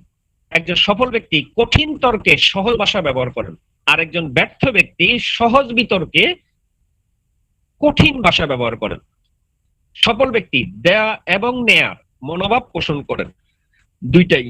ব্যর্থ ব্যক্তি সর্বদা শুধু প্রাপ্তির খাতায় চোখ বোলান, যে আমি জীবনে কি পাই নাই, শুধু তার ওইটাই নজর। সফল ব্যক্তি এবং ব্যর্থ ব্যক্তির যে পার্থক্যগুলো আমি আলোচনা করলাম, আজকে থেকে নিজেকে একটু মূল্যায়ন করার চেষ্টা করবেন। সেটা কিভাবে? আপনি কি সফল হতে চান? তাহলে উল্লেখিত তুলনার আলোকে নিজেকে পর্যবেক্ষণ করুন এবং বুঝতে চেষ্টা করুন আপনি কোথায় আছেন এবং আপনার কি করা উচিত। আপনি যে পয়েন্টগুলো নিয়ে আমি আলোচনা করেছি, এই পয়েন্টগুলোর মধ্যে দেখবেন কিছু পয়েন্ট আপনার ব্যর্থ ব্যক্তির মধ্যে আছে, কিছু পয়েন্ট আপনার সফল ব্যক্তির মধ্যে আছে। থাকাটা দোষের না, তবে রাখাটা দোষের। মানে আজকে পর থেকে চেষ্টা করব যে জিনিসটা আমাদের ডান পাশে চলে আসছে ব্যর্থ ব্যক্তির এখানে, সেই কাজটাকে আমরা বাম পাশে নিয়ে আসবো এবং প্রত্যেকটা কাজ যদি সফল ব্যক্তি অনুযায়ী করতে পারি তাহলে আমাদের সফলতা কিন্তু নিশ্চিত। সো আজকে থেকে আমরা কি করব? ডানে রাখাটা কিন্তু দোষের না, থাকাটা দোষের। আজকে থেকে আমরা পেন্সিল দিয়ে মার্ক করবো আইবি বইয়ে যে সফলতার কয়টা দিক আমার মাঝে আছে, ব্যর্থতার কয়টা পয়েন্ট আমার ভিতরে আছে। যদি ব্যর্থতার কোনো পয়েন্ট থাকে সেটাকে আমরা আজকে থেকে অ্যাভয়েড করে সফল ব্যক্তিতে নিয়ে আসবো। এপিজে আব্দুল কালাম প্রয়াত ভারতের যিনি রাষ্ট্রপতি ছিলেন, উনি একটি চমৎকার কথা বলেছেন, you can not change your future. আপনি কখনো আপনার ভবিষ্যৎ পরিবর্তন করতে পারবেন না, but you can change your habits. কিন্তু আপনি চাইলে আপনার অভ্যাসটার পরিবর্তন করতে পারবেন। And surely your habits will change your future.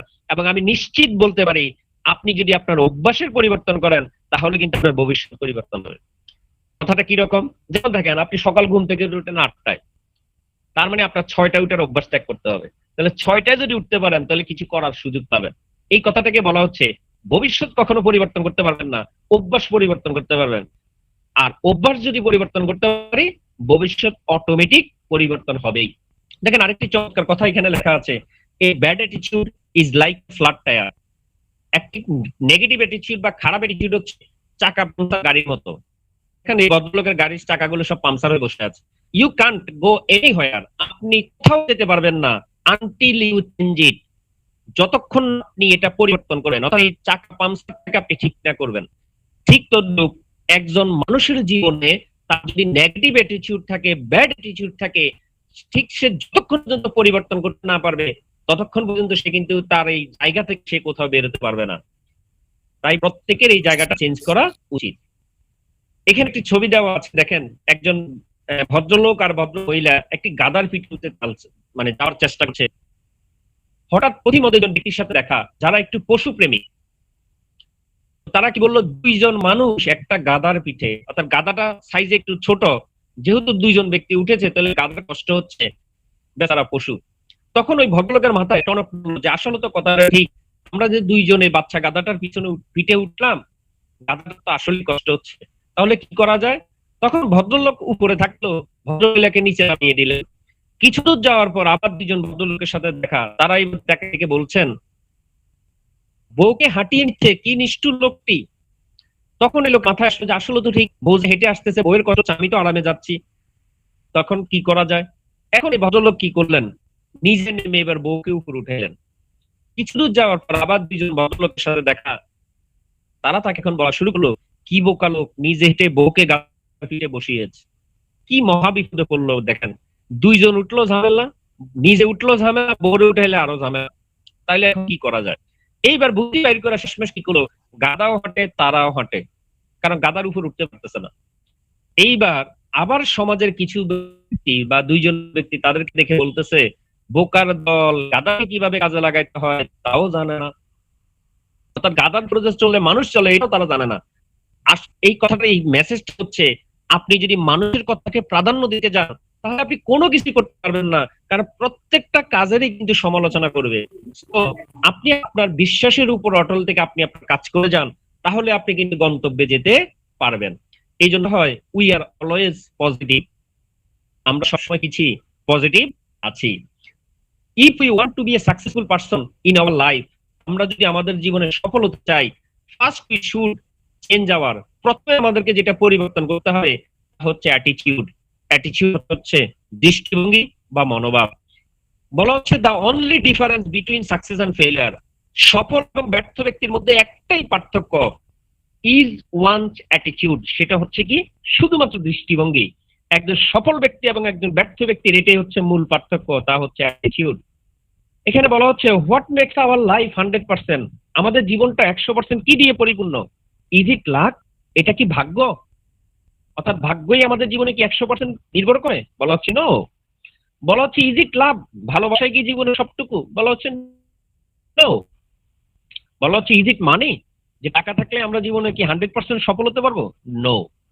বলা হচ্ছে ইজ ইট লিডারশিপ, আমার কাছে যদি নেতৃত্ব থাকে তাহলে কি আমি 100% সফল হতে পারবো? নো। বলা হচ্ছে ইজ ইট নলেজ, আমি যদি অনেক কিছু জানি, অনেক জ্ঞানের অধিকারী হই, তাহলে কি আমি সফল হতে পারবো 100%? বলা হচ্ছে নো। ফাইনালি বলা হচ্ছে ইজ ইট হার্ডওয়ার্ক, তাহলে কি কঠোর পরিশ্রমে আমাকে 100% সফল করবে, যেটা সৌভাগ্যের প্রসূতি আমরা পড়েছি? বলা হচ্ছে নো। এখন এই কথাগুলো যে নো বললো, নো বলার পিছনে কোনো সাইন্টিফিক কোনো রিজন আছে কিনা, নাকি এটা শুধুই মন গড়া কথা, আমরা একটু যদি এটা বিশ্লেষণ করার চেষ্টা করি, দেখবেন ইংলিশের 26টি যে বর্ণমালা আছে, প্রত্যেকটি বর্ণমালা যদি আমরা এক এক করে নাম্বার বসাই, অর্থাৎ এর মান যদি 1 হয়, বির মান যদি 2 হয়, সির মান যদি 3 হয়, এইভাবে দেখবেন এল এর মান হচ্ছে 12, ইউর মান হচ্ছে 21, সির মান হচ্ছে 3, ABC, কে এর মান হচ্ছে 11, এবার টোটালকে যোগ করেন দেখবেন 47%। তার মানে লাখের যদি আমরা সাইন্টিফিক নাম্বারটা বসাই তাহলে 47% হচ্ছে। লাভের মানদণ্ড যদি বসাই 54%, টাকার মান মানির যদি আমরা নাম্বারিং বসাই 72%, লিডারশিপের যদি আমরা মার্কিং করি 89%, বলা হচ্ছে নলেজের যদি আমরা মার্কিং করি তাহলে 96%, ফাইনালি হার্ডওয়ার্কের যদি আমরা করি তাহলে 98%। তাহলে কোনোটাই কিন্তু 100% পরিপূর্ণ হচ্ছে না। তাহলে 100% কি এমন জিনিস আছে? বলা হচ্ছে ইট ইজ আওয়ার অ্যাটিটিউড, এটা হচ্ছে আমাদের দৃষ্টিভঙ্গি। এর মান যদি 1 হয়, টির মান যদি 20 হয়, টির মান 20, আইর মান যদি 9 হয়, টোটাল মানটা বসালে যোগ করলে দেখেন 100 হচ্ছে। তার মানে আমাদের জীবনটা শুধু পরিপূর্ণ কি দিয়ে? শুধুমাত্র অ্যাটিটিউড দিয়ে। যেমন ক্রিকেট খেলা, আপনারা একটা খেলার নাম জানেন T20, টি লেখে তারপর 20 লেখে, কেন? কারণ টির মান কিন্তু 20। বলা হচ্ছে অ্যাটিটিউড ইজ এভরিথিং, প্রত্যেকটা জায়গায় সফল হওয়ার জন্য অ্যাটিটিউডটা প্রয়োজন। So change your attitude. আপনি যদি আপনার দৃষ্টিভঙ্গি বদলাতে পারেন, চেঞ্জ ইউর লাইফ, তাহলে আপনার জীবনটা বদলাবে। এখানে একটি ছবি দেওয়া আছে, এই ছবিটা দেখে আমরা অনেকেই চিনতে পারছি এটা একটি বনের প্রাণী, নাম হচ্ছে জিরাফ। বনের মধ্যে সবচেয়ে লম্বা প্রাণী কিন্তু জিরাফ। তাহলে বনের মধ্যে যেহেতু সবচেয়ে লম্বা প্রাণী জিরাফ, তাহলে বনের রাজা যদি কে হবে, এটা যদি লম্বা দিয়ে মার্ক করা হতো, জিরাফ কিন্তু বনের রাজা হতো। কারণ সে একবার যদি মাথা উঁচু করে দাঁড়াইতো, বনের আশেপাশে চারদিক দেখে ফেলতে পারতো যে কোনো শত্রু আসে কিনা। কিন্তু বনের রাজা কিন্তু জিরাফ না। বনের মধ্যে সবচেয়ে দ্রুতগামী প্রাণী হচ্ছে চিতাবাঘ, যে ঘন্টায় 120 কিলোমিটার বেগে ছুটতে পারে। কিন্তু বনের রাজা কিন্তু চিতাবাঘ না। যদি দ্রুত গতির হিসেবে বনের রাজা নির্বাচন করা হতো, তাহলে চিতাবাঘকে কিন্তু বনের রাজা সবাইকে মানতে হতো। হাতি সবচেয়ে শক্তিশালী প্রাণী বনের মধ্যে। এই যে সবচেয়ে শক্তিশালী এবং দেহের অধিকারী, যদি এই সাইজ দেখে বনের রাজা নির্বাচন করা হতো, তাহলে কিন্তু হাতি সবচেয়ে বনের রাজত্ব করতে পারত। কিন্তু হাতি কিন্তু বনের রাজা না, এটা হচ্ছে গন্ডার। গন্ডারও কিন্তু বনের রাজা না। যদি চামড়া মোটার উপরে নির্ভর করে বনের রাজা হওয়া যেত, তাহলে কিন্তু গন্ডার হইতো। আপনারা জানেন কিনা আমি জানি না, গন্ডারের চামড়া এত শক্ত, আপনি যদি তাকে গুলি মারেন, এই বুলেট কিন্তু তার চামড়া দিয়ে ঢুকবে না। এই জন্য কিন্তু দেখবেন আমাদের গ্রাম অঞ্চলে একটি আঞ্চলিক ভাষায় আমরা অনেক সময় কাউকে এটা বলি যে তোমার যে এত কথা বলি, তোমার কি কানে যায় না? তোমার কি গন্ডারের চামড়া দিয়ে বানাইছে? মানে এই গন্ডারের চামড়াটা কথাটা ইউজ করে কেন? কারণ গন্ডারের চামড়া পৃথিবীতে সবচেয়ে শক্ত চামড়া। তাহলে চামড়ার আবরণের কারণে যদি বনের রাজা নির্বাচন হতো, তাহলে কিন্তু গন্ডার বনের রাজা হতো। বানর, যেটা নিচে দিয়ে চলতে পারে এবং গাছের উপর দিয়ে চলতে পারে, যদি 2 দিকের পাওয়ার নির্বাচন করে বনের রাজা নির্বাচন করতো, তাহলে এই হনুমান বা এই বানর কিন্তু বনের রাজা হতো। কিন্তু সে কিন্তু হয়নি। হরিণ, যে এক লাফে 22 হাত যেতে পারে। ক্রিকেট খেলা দেখবেন যেখান থেকে বোলিং করে আর যেখান থেকে ব্যাটিং করে, ক্রিজের এই দূরত্ব কিন্তু 22 হাত। অর্থাৎ হরিণ যদি বোলিং করতে দায়িত্ব দেওয়া হতো, সে বল নিয়ে কিন্তু ব্যাটিং এ চলে যেত। তাহলে এত লম্বা সে জাম্প দিতে পারে, তারপরেও সে কিন্তু বনের রাজা না। এখন প্রশ্ন হচ্ছে, who is the king of জঙ্গল? বনের রাজা তাহলে কি? বনের রাজা আমরা সবাই জানি, তার নাম কি? সিংহ, লায়ন। এখন প্রশ্ন আপনার কাছে আমার, যে সিংহ তো চিতার মতো দৌড়াতে পারে না, সিংহ তো জিরাফের মতো লম্বা না, সিংহ হাতির মতো এত শক্তিশালী দেহের অধিকারী না, সে গন্ডারের মতো মোটা চামড়ার অধিকারী না, সে বানরের মতো গাছ দিয়ে চলতে পারে না, সে হরিণের মতো এক লাফে 22 হাত যেতে পারে না। তাহলে কেন তাকে বনের রাজা বলা হয়, অথবা সে কিভাবে বনকে নেতৃত্ব দেয়? এটার উপর একটি গবেষণা হয়েছে অ্যানিমালস এর উপরে। এই গবেষণায় যে রেজাল্ট এসেছে, অ্যানিমালস এর উপর গবেষণা করে যে তথ্যটা আসলো, সেই তথ্যটা হচ্ছে লায়ন অর্থাৎ সিংহ শুধুমাত্র তার অ্যাটিটিউডের কারণে বন নেতৃত্ব দিচ্ছেন। অর্থাৎ সে যখন কোনো প্রাণীর দিকে তাকায়, তখন তার অ্যাটিটিউডটা থাকে এরকম যে আমার খিদা লাগছে, আমি এখন খাবো, আমার সামনে একটা খাবার পড়ে আছে। আর তার সামনে যদি হাতিও থাকে, ওই হাতি ওই মুহূর্তে ফিল করে, তার ব্রেনে ওই মুহূর্তে কাজ করে যে সিংহ আমার সামনে আছে, এনি টাইম সে আমাকে আক্রমণ করতে পারে, আজকে তো মনে হয় আমার জীবন শেষ। অথচ হাতি যদি তার পা দিয়ে একটা নাড়া দেয় অথবা ঠিক মতো একটা বাড়ি মারে, সিংহ কিন্তু মারা যাবে। কিন্তু শুধুমাত্র মানসিক অ্যাটিটিউডের কারণে এত শক্তি থাকা সত্ত্বেও হাতিও কিন্তু সিংহের কাছে পরাস্ত হয়।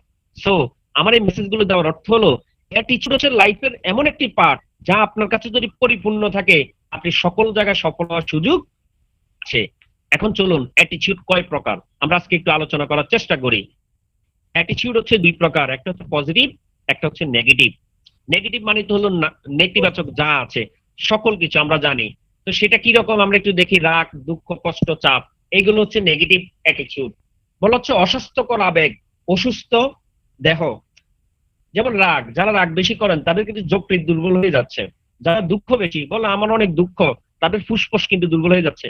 এই করোনার সময় করোনা কিন্তু সবচেয়ে বেশি মানব শরীরে অ্যাটাক করে ফুসফুসে। সো এই করোনার সময় লকডাউনে বা যেখানে আছেন দুঃখ একটু কম নেবেন, তাহলে আপনি কিন্তু এমনি শেষ। কষ্ট বলে আমি অনেক কষ্টে আছি, কষ্ট কিন্তু পাকস্থলী দুর্বল করে দেয়, আপনি যা খাবেন পরে আর হজম হবে না। তারপরে কি চাপ, বলা হচ্ছে দেখবেন অনেকে বলে কি রে কি হয়েছে তোর, আমি অনেক চাপে আছি। এই যে চাপে আছে, এই চাপে থাকা কিন্তু হৃৎপিণ্ড মস্তিষ্ক দুর্বল করে যায়। তার মানে নেগেটিভের সকল কিছু কিন্তু রেজাল্টও নেগেটিভ। সো আজকে থেকে নেগেটিভটা আমরা অর্জন দিব। চলুন পজিটিভের আমরা ক্লাসিফিকেশন করি। পজিটিভ কয়টি কাকে বলা হয়? পজিটিভ সাধারণত দুইটি ধাপ আছে। পজিটিভ অ্যাটিটিউডে দুইটি পার্ট আছে, একটা হচ্ছে এক্সটার্নাল, একটা হচ্ছে ইন্টারনাল। এক্সটার্নাল মানে হচ্ছে বাহ্যিক, ইন্টারনাল মানে হচ্ছে আভ্যন্তরীণ। তাহলে বাহ্যিক কি কি আছে আমরা একটু আলোচনা করি। এক্সটার্নাল কি কি জিনিস আপনার থাকতে হবে? নাম্বার 1 হচ্ছে ড্রেস কোড, আপনার পোশাক থাকতে হবে পরিচ্ছন্ন, এবং আপনি যেই প্রফেশনে আছেন ওই প্রফেশনের পোশাক আপনার পরিধান করতে হবে। আপনি যদি ডাক্তার হন আপনাকে অবশ্যই অ্যাপ্রন করতে হবে। আপনি যদি পুলিশ হন পুলিশের ড্রেস আপনাকে পরতে হবে। আপনি সেনাবাহিনী যদি হন সেনাবাহিনীর ড্রেস পরতে হবে। আপনি যদি মার্কেটিং করেন তাহলে মার্কেটিং এর ড্রেস আপনাকে পরতে হবে। আপনি একটু খেয়াল করে দেখেন আরএফএল এর যে এসআর ব্যক্তিরা, যে এসআর আছে সিনিয়র অফিসার যে র্যাঙ্কে আছে, সিনিয়র সেলস রিপ্রেজেন্টেটিভ যে আছে, সে সকাল 6টা বা 7টা বাজে একটা সাইকেল নিয়ে বের হয়, দেখবেন তার পায়ে শু, সে একটা নীল শার্ট আর কালো প্যান্ট পরা কিন্তু ইন করা। তাহলে 6,000 আর 10,000 টাকার একটা চাকরির জন্য যদি মানুষ এইভাবে প্রফেশন মেনটেন করে, ড্রেস কোড মেনটেন করে, আমরা ওয়ার্ল্ড মিশন থেকে আয় করতে চাই পার মান্থ 3,75,000 টাকা। আপনি নিজেকে প্রশ্ন করে দেখুন তো আপনি কি সেইভাবে আপনার ড্রেস কোডটা মেনটেন করছেন কিনা। সেকেন্ডলি হচ্ছে কি স্মাইল, অর্থাৎ পোশাকটা আপনার অনেক ভালো কিন্তু যদি মুখে হাসি না থাকে তাহলে কিন্তু হবে না। এই জন্য মার্কেটিং এর চায়না একটি উক্তি আছে, যদি হাসতে না জানেন তাহলে দোকান খোলা উচিত না। অর্থাৎ আপনার হাসতে যদি না পারেন দোকানটা বন্ধ রাখুন, কারণ আপনার স্মাইলটা আপনার কাস্টমারকে কি করবে? আকৃষ্ট করবে। সো আপনার মুখে একটা হাসি লাগবে। এবং গবেষণায় দেখা গিয়েছে যে যত বেশি হাসতে পারে, প্রাণবন্ত ভাবে হাসতে পারে, তার কিন্তু শরীরে রোগ জীবাণু কম আসে, কারণ তার শরীরের রক্তচাপ সবসময় নিয়ন্ত্রণে থাকে এবং অল টাইম তার ব্লাড সার্কুলেশনটা ভালো থাকে। সো হাসলে আপনি শারীরিকভাবে সুস্থ থাকতে পারবেন। 3 নাম্বার হচ্ছে বিহেভিয়র, আচরণ, আপনার ব্যবহার। এই যেমন গাড়ির মধ্যে লেখা থাকে ব্যবহার বংশের পরিচয়, মানে আপনি কারোর সাথে রাগারাগি যেন না করেন। সো এক্সটার্নাল ভাবে বাহ্যিক ভাবে যদি আপনার ড্রেস কোড ঠিক থাকে, আপনার হাসি ঠিক থাকে, আপনার আচরণ ঠিক থাকে, তাহলে আপনি পজিটিভ অ্যাটিটিউডের মানুষ। এবার ইন্টারনাল কি কি জিনিস লাগবে? থিঙ্ক পজিটিভ, টক পজিটিভ, ওয়ার্ক পজিটিভ। বলা হচ্ছে আজকে থেকে যা চিন্তা করবেন তা পজিটিভ চিন্তা করতে হবে, যা কথা বলবেন তা পজিটিভ কথা বলবেন, যা কাজ করবেন তা পজিটিভ করবেন। ইমানের সংজ্ঞাটাই কিন্তু মুখ দিয়ে কি করা, অন্তরে বিশ্বাস করা, মুখ দিয়ে স্বীকার করা, বাস্তবে কাজে পরিণতি করা বা কাজে রেজাল্ট দেওয়া, এটার নাম কিন্তু ইমান। সো ইন্টারনাল অ্যাটিটিউড কিন্তু লক্ষণটা কোন জায়গায়?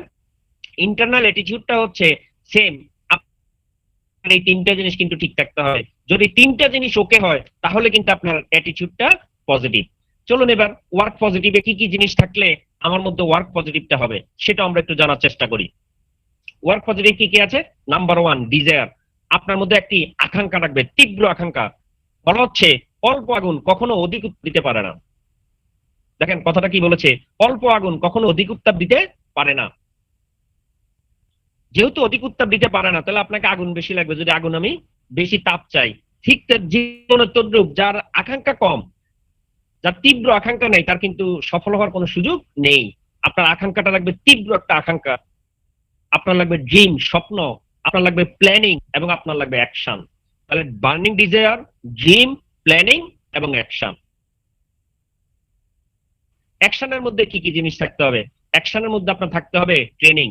প্রতিদিন আপনাকে ট্রেনিং করতে হবে, প্রতিদিন আপনাকে ইনভাইট করতে হবে, প্রতিদিন আপনাকে প্ল্যান শো করতে হবে, প্রতিদিন আপনাকে ফলো আপ করতে হবে, প্রতিদিন আপনাকে জয়েনিং করাতে হবে এবং আপনাকে টিম মিটিং করতে হবে। এই কাজগুলো যদি আপনি নিয়মিত করেন তাহলে আপনার action positive. Action, planning, dream, desire, আপনার ওয়ার্ক পজিটিভ।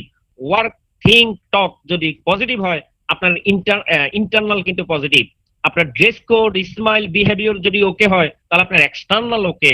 ইন্টারনাল এক্সটার্নাল দুইটাই যদি পজিটিভ হয়, আপনি পজিটিভ অ্যাটিটিউডের কিন্তু ব্যক্তি হতে পারবেন। সো আপনার টোটাল যে শাখা প্রশাখাগুলো আমি আলোচনা করেছি, কোনো একটা যদি নেগেটিভ থাকে, নেগেটিভ মিনিংস হচ্ছে ওই কাজটা যদি আপনি না করে থাকেন, তাহলে কিন্তু আপনি 100% পজিটিভ অ্যাটিটিউড হতে পারবেন না। সো আমরা এখন জানি human attitude, how to develop human attitude. এই অ্যাটিটিউডটা কিভাবে ডেভেলপ হয়? এটা কি বাবা বাজার থেকে কিনে আনে, নাকি মা ভাতের সাথে খাওয়ায়? সেটা তো জানা দরকার। এটা কিভাবে হয়, নাহলে তো আমরা এটাকে বিল করতে পারবো না। চলুন, অ্যাটিটিউড তৈরি হয় প্রথমত এনভায়রনমেন্ট, মানে পরিবেশ থেকে। পরিবেশ বলতে কি? রিলিজিয়ন, ধর্ম, পলিটিক্স, মিডিয়া, কালচার, এই জায়গাগুলো থেকে। যেমন মিডিয়ার প্রভাব কিন্তু এখন সবচেয়ে বেশি। যেমন আপনি দেখবেন মিডিয়ার কারণে কিন্তু এখন আমরা অনেকগুলো কাজ, যেটা সামাজিক হোক, অসামাজিক হোক, ভালো খারাপ, সবকিছু কিন্তু বেড়ে যাচ্ছে। সো বিষয়টা হচ্ছে আপনি কিভাবে সেটা রিসিভ করছেন। তাহলে এগুলো আমার মনের উপর একটা প্রভাব ফেলে, যেটা থেকে আমাদের একটা অ্যাটিটিউড বিল্ড হয়। নাম্বার 2 হচ্ছে এক্সপিরিয়েন্স। এক্সপিরিয়েন্স মানে হচ্ছে অভিজ্ঞতা। Our behavior change according to our experience with various people in or things. আমরা জীবনে চলার পথে অনেক মানুষের সাথে যখন মিশি, প্রাইমারি স্কুলে আমাদের ফ্রেন্ড হয়, হাই স্কুলে হয়, কলেজ লাইফে হয়, চাকরির লাইফে যখন এসে পড়ে, আত্মীয় স্বজন, পাড়া মহল্লা, এলাকাবাসী, এই যে বিভিন্ন মানুষের সাথে মিশা হচ্ছে, চলাফেরা হচ্ছে, তাদের থেকেও আমরা কোনো না কোনো কিছু দেখে শুনে আমাদের মধ্যে কিন্তু সেই অ্যাটিটিউডটা তৈরি হচ্ছে। ফাইনালি 3 নাম্বার হচ্ছে এডুকেশন, শিক্ষা ব্যবস্থা। তাহলে 3টা ই সবাই মনে রাখবেন। প্রথমে এটা হচ্ছে এনভায়রনমেন্ট, দ্বিতীয় এটা হচ্ছে এক্সপিরিয়েন্স, থার্ড এটা হচ্ছে এডুকেশন। এই 3টা জিনিসের দ্বারা আমাদের কিন্তু অ্যাটিটিউড তৈরি হয়। এডুকেশন আমাদের উপরে কত প্রভাব ফেলে দেখুন। আমরা ছোটবেলা থেকে কেন আমরা চাকরির প্রতি এত আকৃষ্ট, কেন আমাদের ব্যবসা সম্পর্কে একটা অনীহা বা একটা ভয় কাজ করে? কারণ একটি কথা আছে, কাদা মাটি যেভাবে ইচ্ছা সবকিছু বানাতে পারবেন, মাটিতে একবার পোড়া দিলে কিন্তু আর সব বানানো যায় না। আপনি প্রাইমারি স্কুলে কোথাও কি ব্যবসা নিয়ে পড়াশোনা করেছেন? নিশ্চয়ই না। কেননা ব্রিটিশরা এই দেশ থেকে যাওয়ার আগে আমাদের শিক্ষা ব্যবস্থা অনেকগুলো কিন্তু জিনিসকে নেগেটিভ করে গিয়েছে, যেন আমরা চাকরিমুখী শিক্ষা শিক্ষিত হই, আমরা যেন চাকরির প্রতি আকর্ষণ থাকে। তাই প্রাইমারি স্কুল শুধু আমাদেরকে চাকরি সম্পর্কে পড়ানো হয়েছে, যে বিনা বেতনে অধ্যয়ন পড়ানো হয়েছে, কেরানি চাকরি বা সহকারী কেরানি পদে নিয়োগের আবেদন, এই জিনিসগুলো কিন্তু আমরা শিখে বড় হয়েছি। ব্যবসা পেয়েছি কোথায়? ক্লাস 8-9 এসে। অর্থাৎ তখন কিন্তু আর এটা মাথা নেওয়ার সুযোগ আসেনি, তখন শুধু 100 নাম্বার পাশের জন্য পড়েছি। এই জন্য আমাদের কিন্তু ব্যবসা সম্পর্কে একটা অনীহা অলরেডি আছে। সো আমরা যেভাবে শিক্ষাটা থেকে শিখছি, সেটাও আমাদের অ্যাটিটিউডের উপর একটা প্রভাব ফেলে। এখন বলা হচ্ছে there are 4 factors critical to sell success. এখন 4টা ফ্যাক্টরস আছে যে আপনার সেলসের উপর সরাসরি প্রভাব ফেলবে। নাম্বার 1, ইনফরমেশন, তথ্য। অর্থাৎ আপনি যদি ভালো সেল করতে চান, যত ক্রাইসিস পিরিয়ড হোক, যত পরিবেশ যত কিছুই হোক, আপনার কাছে যে জিনিসটা প্রথমত লাগবে সেটা হচ্ছে ইনফরমেশন। দ্বিতীয় যে জিনিসটা লাগবে সেটা হচ্ছে ইন্টেলিজেন্স। 3 নাম্বার যে জিনিসটা লাগবে সেটা হচ্ছে স্কিল। 4 নাম্বার যে জিনিসটা লাগবে সেটা হচ্ছে অ্যাটিটিউড। একটা সেল সম্পন্ন করতে 4টা জিনিস দরকার। প্রথমত information, number 2 intelligence, number 3 skill, number 4 attitude. এবারে 4টি সাবজেক্টের উপর গবেষণা করে যে রিপোর্টটি পাওয়া গিয়েছে, when these factors were ranked by importance, study that information, intelligence and skill combined amount to 7%. যখন স্টাডি করে পয়েন্টের উপর আলোচনা করা হলো বা দেখা গেল ইনফরমেশন, ইন্টেলিজেন্স আর স্কিল উপরে 3টি পয়েন্ট একটি বিক্রয় সম্পন্ন করতে মাত্র 7% ভূমিকা রাখে, অনলি 7% ভূমিকা রাখে। উপরে 3টি ইনফরমেশন, ইন্টেলিজেন্স, স্কিল। সেকেন্ডলি বলা হচ্ছে গবেষণায় 93% of success in sales at work and in life result. সেলের জন্য, কাজের জন্য অথবা জীবনের জন্য 93% যে জিনিসটা সবচেয়ে বেশি কাজ করে বা প্রভাব ফেলে, সেটা কিন্তু হচ্ছে আমাদের অ্যাটিটিউড। তাহলে আপনি কত ডিগ্রি নিলেন, কত বেশি ইনফরমেশন রাখলেন, এটা কিন্তু সেলসে এতটা প্রভাব ফেলছে না। সেলসে সবচেয়ে বেশি প্রভাব ফেলছে আপনার অ্যাটিটিউডটা রাইট আছে কিনা, আপনার সেলস অ্যাটিটিউডটা ক্রিয়েট আছে কিনা। এখন চলুন আমরা জানি সেলসের জন্য কি অ্যাটিটিউড বিল্ড করতে হয়, কোন অ্যাটিটিউডটা সেলসে লাগে। বলা হচ্ছে positive attitude is critical in sales. There are 6 কি পজিটিভ অ্যাটিটিউড। 6টা চাবি আছে যেটা পজিটিভ অ্যাটিটিউড লালন করে একটা সেল কনফার্ম করতে। প্রথমত হচ্ছে এন্টাথিজম। এন্টাথিজম মানে হচ্ছে আনন্দদায়ক একটা মনোভাব, অল টাইম একটা উৎসাহ আপনার মনের মধ্যে কাজ করতে হবে, অল টাইম আপনাকে একটা আনন্দদায়ক মনোভাব নিয়ে থাকতে হবে, তাহলে আপনার কিন্তু সেল হবে।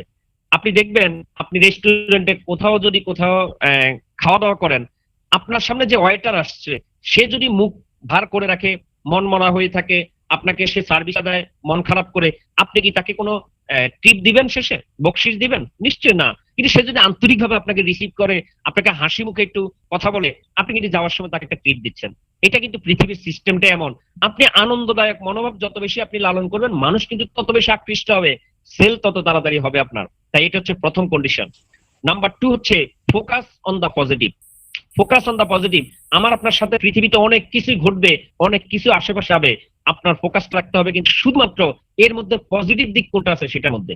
তাহলে আমরা যে কাজে আছি সেই কাজটার উপরে কিন্তু ফোকাস রাখতে হবে। এই বিষয়ে আমি একটা গল্প শেয়ার করি, তাহলে আপনি বুঝতে পারবেন। চীনে এক ভদ্রলোক ট্যাক্সি চালায়, ট্যাক্সি ক্যাব, যেমন উবার লাইক। তো এক ভদ্র মহিলা তার গাড়িতে উঠলো। এখন উনি খেয়াল করে দেখলেন যে মহিলা তার গাড়িতে উঠলেন উনি পুরো উলঙ্গ। উলঙ্গ মানে হচ্ছে ওই মহিলার শরীরে কোনো কাপড় নেই। এখন তিনি ওই মহিলার দিকে তাকিয়ে আছেন। এখন বাইরের কান্ট্রিতে, অনেক কান্ট্রিতে আছে তাদের ড্রেস পরা না পরা বা ছোট পরা, এগুলো তাদের দেশে একটা কালচার। তো হোয়াট এভার, যাই হোক, এখন ওই মহিলা ড্রাইভার যখন তার দিকে তাকাই আছে, ড্রাইভারকে এবার সে প্রশ্ন করলো যে তুমি কি জীবনে উলঙ্গ মেয়ে দেখো নাই? তুমি আমার দিকে এভাবে তাকিয়ে আছো কেন? তখন ড্রাইভার তাকে একটা অ্যান্সার দিলেন যে আপনি আসলে যেটা ভাবছেন, আমি আসলে ওই দৃষ্টিটা আপনার দিকে তাকাচ্ছি না। তাহলে আমি তাকাচ্ছি আপনার দিকে যে আমি যে আপনাকে নিয়ে যাচ্ছি বা নিয়ে যাব, নিয়ে যাওয়ার পর আপনি যে নেমে আমাকে ভাড়া দিবেন, সেই টাকাটা আপনি রাখতেন কোথায়? তার মানে দেখেন তার নজরটা কোথায়। তার নজর সে গাড়ি প্যাসেঞ্জার নিয়ে যাবে, বিনিময়ে টাকা নিবে, সে কিন্তু ওই টেনশনে পড়ে আছে যে এই মহিলার সাথে তো কোনো কিছুই নেই, তাহলে টাকা কোথায় রাখছে। তো এটাকে বলা হচ্ছে ফোকাস অন দা পজিটিভ। আপনি যে কাজটাতে আছেন ওই কাজটার উপরে নজর রাখেন, আশেপাশে কি হচ্ছে সেটা আপনার দেখা দরকার নেই। প্রফেশনালিজম, আপনাকে অবশ্যই অবশ্যই পেশাদারিত্ব হইতে হবে। দেখবেন ফুটবল খেলার যে পোশাক আছে, ক্রিকেট খেলার পোশাক আছে, তাই না? তারপরে আপনার ভলিবল খেলার পোশাক, প্রত্যেকটা জিনিসেরই। এখন অফিসিয়াল পোশাক পরে যদি আপনি ফুটবল খেলতে নামেন, বিষয়টা কি মানানসই হবে? নিশ্চয়ই না। ঠিক ফুটবল খেলার পোশাক পরে যদি আপনি প্রফেশনালিজম আপনার জবে চলে আসেন, সেটা কি মানানসই হবে? না। 10, 15, 20, 30 হাজার টাকার একটা জবের জন্য আপনার ড্রেস কোড কিভাবে মেনটেন করে অফিসে যেতে হচ্ছে, এটা কিন্তু আপনি দেখছেন। তাহলে আপনি এখানে আসছেন 3,75,000 টাকা স্বপ্ন দেখে, এখানে সেই ড্রেস কোডটা আপনার নাই কেন? যার জন্য কিন্তু আপনার ইনকামটা এখনো শুরু হচ্ছে না। সো 3 নাম্বার হচ্ছে আপনার সেলস প্রফেশনালিজমটাকে বিল্ড করতে হবে। 4 নাম্বার হচ্ছে ইনভেস্ট টাইম ইন প্রফেশন।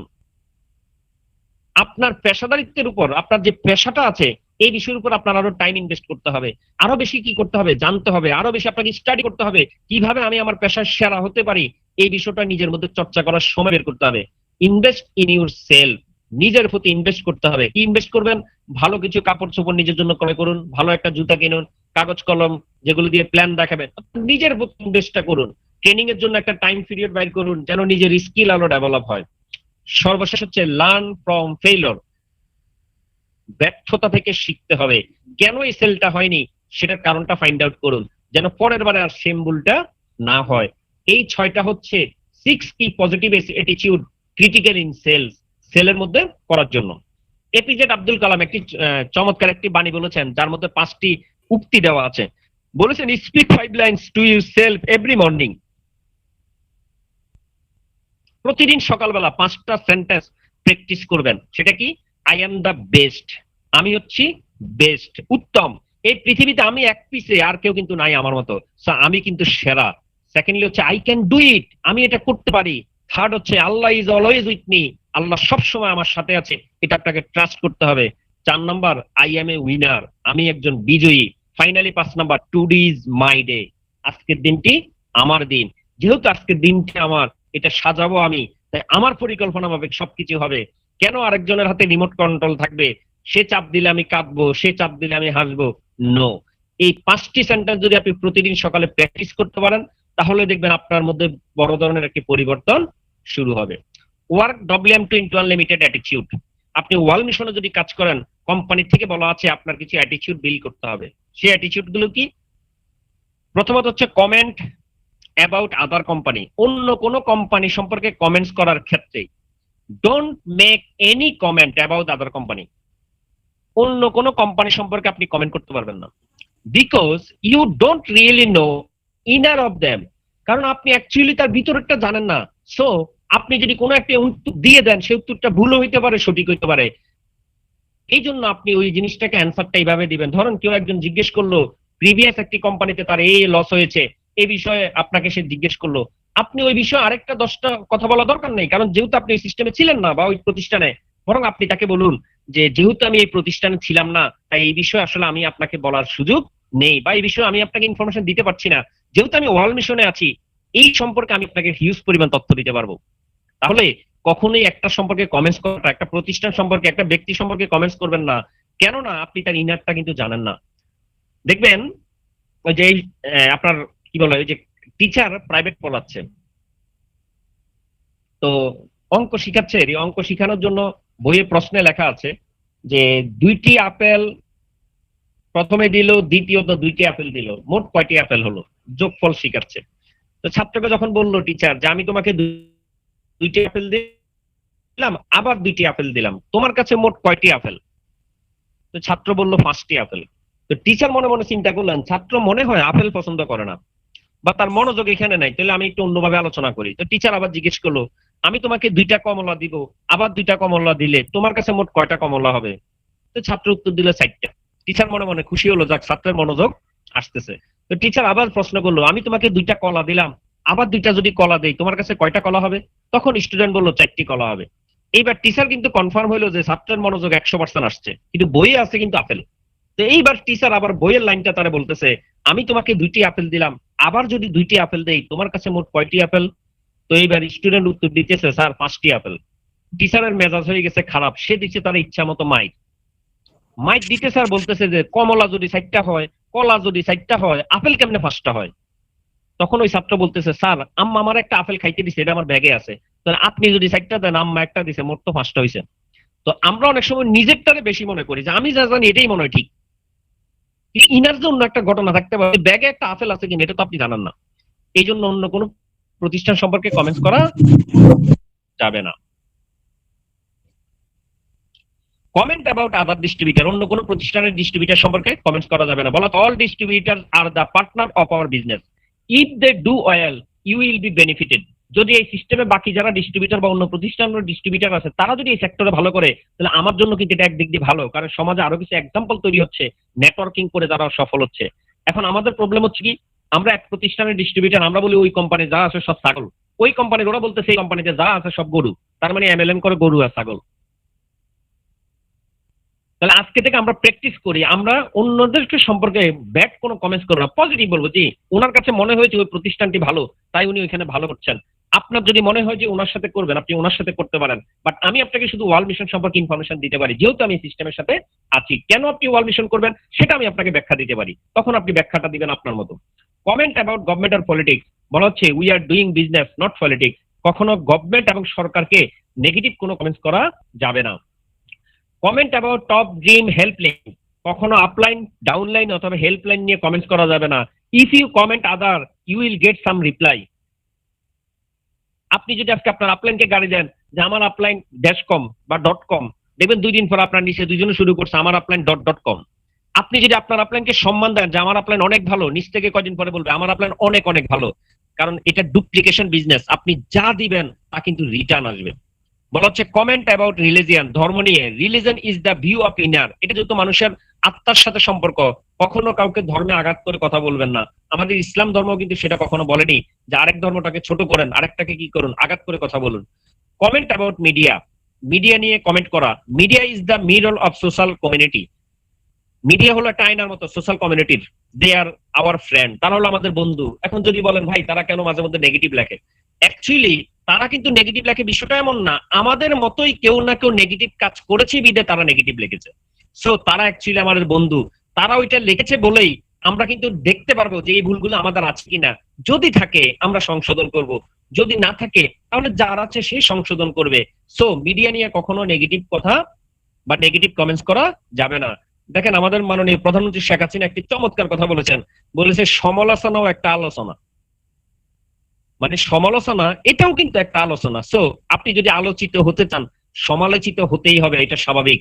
নিন্দিত না হলে নন্দিত হওয়া যায় না, গোলাপের কাটা রাগাত ছাড়া গোলাপ ফুল পাওয়া যায় না। সফল হতে গেলে আপনাকে এই কাজগুলো মাথায় রাখতে হবে। বড় মনের মানুষগুলো আলোচনা করেন বড় বড় ধ্যান ধারণা নিয়ে, মাঝারি মনের মানুষগুলো আলোচনা করেন গুরুত্বপূর্ণ ঘটনাবলী নিয়ে, ক্ষুদ্র মনের মানুষগুলো আলোচনা করেন লোকজনদের নিয়ে। আপনি আপনাকে প্রশ্ন করেন, আপনি যে আলোচনা করেন কারোর সাথে ধরেন কথা বলতেছেন, ওই কথার টপিকটা কি মানুষ নিয়ে, নাকি কোনো ঘটনা নিয়ে, নাকি বড় ধরনের কোনো কিছু নিয়ে? যদি আপনার আলোচনার বেশিরভাগ বিষয়বস্তু হয়ে থাকে কি বলে ওই যে লোকজন নিয়ে, যে অমুক এটা করেছে, তমুক এটা করেছে, অমুক এটা করা ঠিক হয়নি, আপনি কিন্তু ক্ষুদ্র মনের মানুষ। আপনি যদি বর্তমানে সমসাময়িক কোনো ঘটনা নিয়ে আলোচনা করেন কারোর সাথে, আপনি মাঝারি মনের মানুষ। আর বড় কোনো ইস্যু নিয়ে যদি আপনি ধ্যান করতে পারেন, ধারণা করতে পারেন, ওইটা নিয়ে কারোর সাথে শেয়ার করতে পারেন, আপনি হবেন বড় মনের মানুষ। সো আজকে থেকে নিজেকে পরিবর্তন করুন। আপনি কোথায় আছেন সেটা বড় গুরুত্বপূর্ণ না, নিজেকে কোথায় নিতে চান আজকে থেকে সেটাকে প্রায়োরিটি দেন। বলা হচ্ছে হতাশাবাদী বাতাসের গতি নিয়ে অসন্তোষ প্রকাশ করে। বলে বাতাস এটা এই দিক থেকে আসলো কেন? আশাবাদী গতিপথ পরিবর্তনের আশা করে। তারা এবার চিন্তা করতেছে যেহেতু বাতাস দক্ষিণ থেকে আসছে, দক্ষিণ থেকে কি করতে হবে, আমার পাল তুলতে হবে। বাস্তববাদী গতিপথ অনুযায়ী পাল নিয়ন্ত্রণ করেন। বাতাস দক্ষিণ থেকে আসছে দক্ষিণ দিকে, উত্তরে আসছে উত্তর, পূর্বে আসছে পূর্বে, পশ্চিম আসছে পশ্চিম। এই জন্য বলা হয় পরিস্থিতি আপনাকে যদি নিয়ন্ত্রণ করে তাহলে আপনি ব্যর্থ। আপনি যদি পরিস্থিতিকে নিয়ন্ত্রণ করতে পারেন তাহলে কিন্তু আপনি সফল।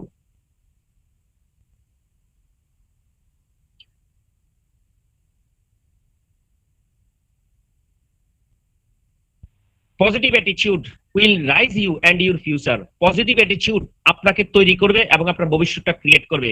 Negative attitude can kill your spirit and dream. সুপ্রতিভঙ্গি আপনার যে ভিতরে শক্তি আছে, স্বপ্নগুলো আছে, সে কিন্তু সেটাকে নষ্ট করে দিবে, ধ্বংস করে দিবে। Success is 99% attitude. সফলতা হচ্ছে 99% অ্যাটিটিউড, অনলি 1% হচ্ছে অ্যাটিটিউড। বাকি অ্যাকশন, বাকি যে কার্যক্রম সেটা মাত্র 1%। 99% কিন্তু অ্যাটিটিউডের উপর নির্ভর। রিমেম্বার নেগেটিভ ব্যাপার চিন্তা এভরিবডি মেক্স না মিস্টেকস, প্রত্যেক নেতা মানুষই ভুল করবে। That what they put eraser pencil. কেন পেন্সিলের মাথার মধ্যে রাবার রাখা আছে? কারণ আপনি ভুল করলে যেন সেটা সংশোধন করতে পারেন। এই জন্য চমৎকার একটি কথা লেখা আছে, পেন্সিল হয়ে জীবনের খাতায় ভালো কিছু লিখুন, যদি সেটা না পারেন তাহলে ইরেজার হয়ে জীবনের খারাপ দিকগুলো মুছে ফেলুন। আপনি কি পেন্সিল হবেন না ইরেজার হবেন? নিজেকে প্রশ্ন করেন। যদি পেন্সিল হতে নাও পারেন অন্তত ইরেজার হয়ে নিজের জীবনের নেগেটিভ জিনিসগুলো মোছা শুরু করুন, তাহলে অন্তত আপনার জীবনের নেগেটিভিটি কমতে থাকবে। মনে রাখবেন, coin always sounds but currency notes is always silent. Coin যেটা পয়সা, 1 টাকা 8 আনা 2 টাকার কথা বলবে, আপনি কি থাকুন, চুপ থাকুন। দেখবেন টাকার শব্দ হয় না কয়েনের, নিশ্চয় কয়েন। কয়েনের মধ্যে সবচেয়ে দামি কয়েন কত? 5 টাকা। টাকার নোট 1000, দুইটা একসাথে ছেড়ে দেন, আওয়াজ করে কোনটা? কয়েন। আপনি যদি বেশি আওয়াজ দেন তাহলে আপনি কিন্তু সাধারণ মানুষ হয়ে যাচ্ছেন। কিন্তু আপনি যদি কথা কম বলেন, সাইলেন্ট থাকেন, আপনি আপনার কাজ নিয়ে এগিয়ে যান, দেখবেন মানুষ কিন্তু বুঝতে পারবে যে আপনি কিন্তু টাকার নোট, অর্থাৎ আপনি দামি মানুষ। দেখবেন মুরগি সকালবেলা একটা ডিম পাড়ার পর পুরো বাড়ির মানুষকে সে কিন্তু জানাই দেয় যে আমি ডিম পাড়ছি, ঘুম থেকে জাগো। কিন্তু ঝিনুক থেকে যখন মুক্তা বের হয় পৃথিবীর কেউ কিন্তু তখন টের পায় না। তাহলে ঝিনুকের মুক্তার বেশি দাম নাকি ডিমের বেশি দাম? নিজেকে প্রশ্ন করেন। তাই নিজে কিছু একটা করে এমন আওয়াজ দিয়েন না যেটা মানুষ আপনাকে পয়সার মতো মূল্যায়ন করে। এখানে ছবিটাকে আরো ভালোভাবে যদি দেখুন, দেখবেন আপনি যে বড় কালো দাগগুলো উট ভেবেছিলেন, এই যে কালো আর সাদা 2 রঙের উট দেখতেছি, এই কালো উটগুলো কিন্তু আসলে উট না। তাহলে এগুলো কি? এগুলো হচ্ছে যে সাদা যে উটগুলো দেখা যাচ্ছে এইগুলো ছায়া। তার মানে মনে হচ্ছে কালো উট অনেক, আসলে কিন্তু ছায়া থেকে ছায়া তৈরি হচ্ছে। কারণ এটা তো মরুভূমির উপর দিয়ে যাচ্ছে, উঁচু ঢাল নিচু, এই উঁচু নিচুতে কিন্তু ডাবল ডাবল করে কি হচ্ছে? ছায়া তৈরি হচ্ছে। এখন আপনার কাছে প্রথমে দেখে মনে হচ্ছে অনেক কালো উট, সাদা উট কম। আমাদের জীবনে ঠিক তদ্রুপ, আমরা সমস্যাগুলোকে এরকম অনেক বড় মনে করি, সমাধানগুলোকে ছোট মনে করি। কিন্তু মনে রাখবেন, পৃথিবীতে আজকের দিন পর্যন্ত এমন কোন তালা আবিষ্কার হয়নি যে তালা চাবি বানানো হয়নি। সকল তালা চাবি আছে বলে কিন্তু এটা তালা। এমন কোন সমস্যা পৃথিবীতে আজ পর্যন্ত নাই যার সমাধান আগে বানানো হয় নাই। সমাধান আছে বলে কিন্তু এটা সমস্যা। সো সমস্যাটার সমাধান হয়তো আমার কাছে নাই, আপনার কাছে আছে, আপনার কাছে নাই, আরেকজনের কাছে আছে। শেয়ার করতে হবে। একটা ব্লেড দিয়ে দেখবেন কচু গাছ কাটতে পারবেন, কিন্তু ব্লেড দিয়ে কি বাঁশ গাছ কাটতে পারবেন? নিশ্চয় না। আপনার দাঁড় কি লাগবে? করাত লাগবে। দাঁড় করার দিকে আপনি রড কাটতে পারবেন না, তার মানে কি রড কাটা যন্ত্র নাই? অবশ্যই আছে, হেড টু ব্লেড। এখন এটা দিয়ে কি আপনি গ্লাস কাটতে পারবেন না, তার মানে কি গ্লাস কাটার যন্ত্র নাই? আছে, সেটা কি? ডায়মন্ড। তার মানে দেখেন প্রত্যেকটা সমস্যারই সমাধান আছে, হয়তো এটা না ওইটা। সো আমাকে সেটা ফাইন্ড আউট করতে হবে।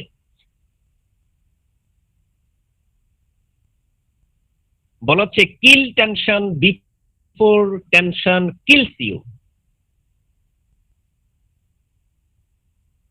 দুশ্চিন্তা আপনাকে মারার আগে আপনি দুশ্চিন্তাটাকে মেরে ফেলুন। Reach your goal before goal kicks you. আপনার লক্ষ্যটাকে আপনি ধরে ফেলুন, লক্ষ্যটা আপনাকে কিক মারার আগে। Live life before life leaves you. জীবনে বাঁচুন জীবন চলে যাওয়ার আগে। মরার পরে বাঁচার মতো বাঁচবো, তা কি আদৌ সম্ভব? নিশ্চয় না। সো জীবনটাকে এমন ভাবে তৈরি করি যেন মৃত্যুর আগে আমার জীবনটাকে সেইভাবে তৈরি করার সুযোগ থাকে। ফাইনালি সর্বশেষ স্লাইড আপনাদের জন্য। Don't work hard, work intelligent. বলা হচ্ছে কখনো কঠোর পরিশ্রম করবেন না, ইন্টেলিজেন্ট বুদ্ধিমানের মতো কাজ করুন। উপরের ছবিটাতে দেখেন বাবা ঠেলে বা ছেলে টানে, কিন্তু গরু কিন্তু কোনো দিকে যাচ্ছে না। কিন্তু নিচের ছবিতে রাখাল গরুর উপর উঠে সামনে সবজি ঝুলিয়ে দিও, গরু মনে করছে খাচ্ছি খাচ্ছি, অ্যাকচুয়ালি সে কিন্তু এই ঘাস বাড়িতে যাওয়ার আগে খেতে পারবে না। কিন্তু এই বুদ্ধি কিন্তু গরু নাই, যার কারণে গরু কিন্তু হেঁটে যাচ্ছে। সো আপনি নিজেকে কি হার্ড ওয়ার্কে করবেন না ইন্টেলিজেন্ট ওয়ার্ক করবেন, সেটা আপনার বিষয়। সেইভাবে নিজেকে তৈরি করুন, নিজেকে সিদ্ধান্ত নেন, প্রশিক্ষণ নিয়ে নিজেকে তৈরি করুন। প্রতিদিন রাত 9টায় আমাদের ধারাবাহিকভাবে ট্রেনিং প্রোগ্রাম থাকবে। আগামীকাল আমাদের বিজনেস একাডেমির যিনি উপদেষ্টা, আমাদের সম্মানিত স্যার প্রফেসর আসাদুজ্জামান আকাশ স্যার, উনি আগামীকাল রাত 9টায় কিন্তু ট্রেনিংটি পরিচালনা করবেন, এবং বিকেল 4টায় যে সেমিনার সেটিও কালকে স্যার নেবেন। সো প্রতিদিন বিকাল 7টায় সেমিনার হচ্ছে, রাত 9টায় ট্রেনিং হচ্ছে। আমরা চাইলে এই সময়টাকে মাত্র 1.5 ঘন্টা 3 ঘন্টা আপনি 2-in-1 এর জন্য কি করুন, উৎসর্গ করুন। দেখবেন আগামী 1 মাসের মধ্যে আপনার ভালো একটা ইনকাম তৈরি হয়েছে, আপনার মধ্যে একটা কঠিন পরিবর্তন চলে এসেছে। এই কাজটা আমরা কিন্তু কন্টিনিউ করব। সো ফাইনালি সর্বশেষ, don't work hard, work intelligent. কখনো হার্ড ওয়ার্ক করবো না, স্মার্ট ওয়ার্ক করবো। স্মার্ট ওয়ার্ক কিভাবে করবো? প্রশিক্ষণ গ্রহণের মাধ্যমে। তো প্রত্যেককে অসংখ্য ধন্যবাদ। আজকে যারা এই প্রোগ্রামে অংশগ্রহণ করেছেন এবং 1-1.5 ঘন্টার মতো আমাকে সময় দিয়েছেন, লাইফ এন্ড অ্যাটিটিউড ট্রেনিংটা আপনাদের সাথে শেয়ার করেছি। এর উপরে কারো যদি কোনো প্রশ্ন থাকে, যে কোনো প্রশ্ন শেয়ার করতে পারেন।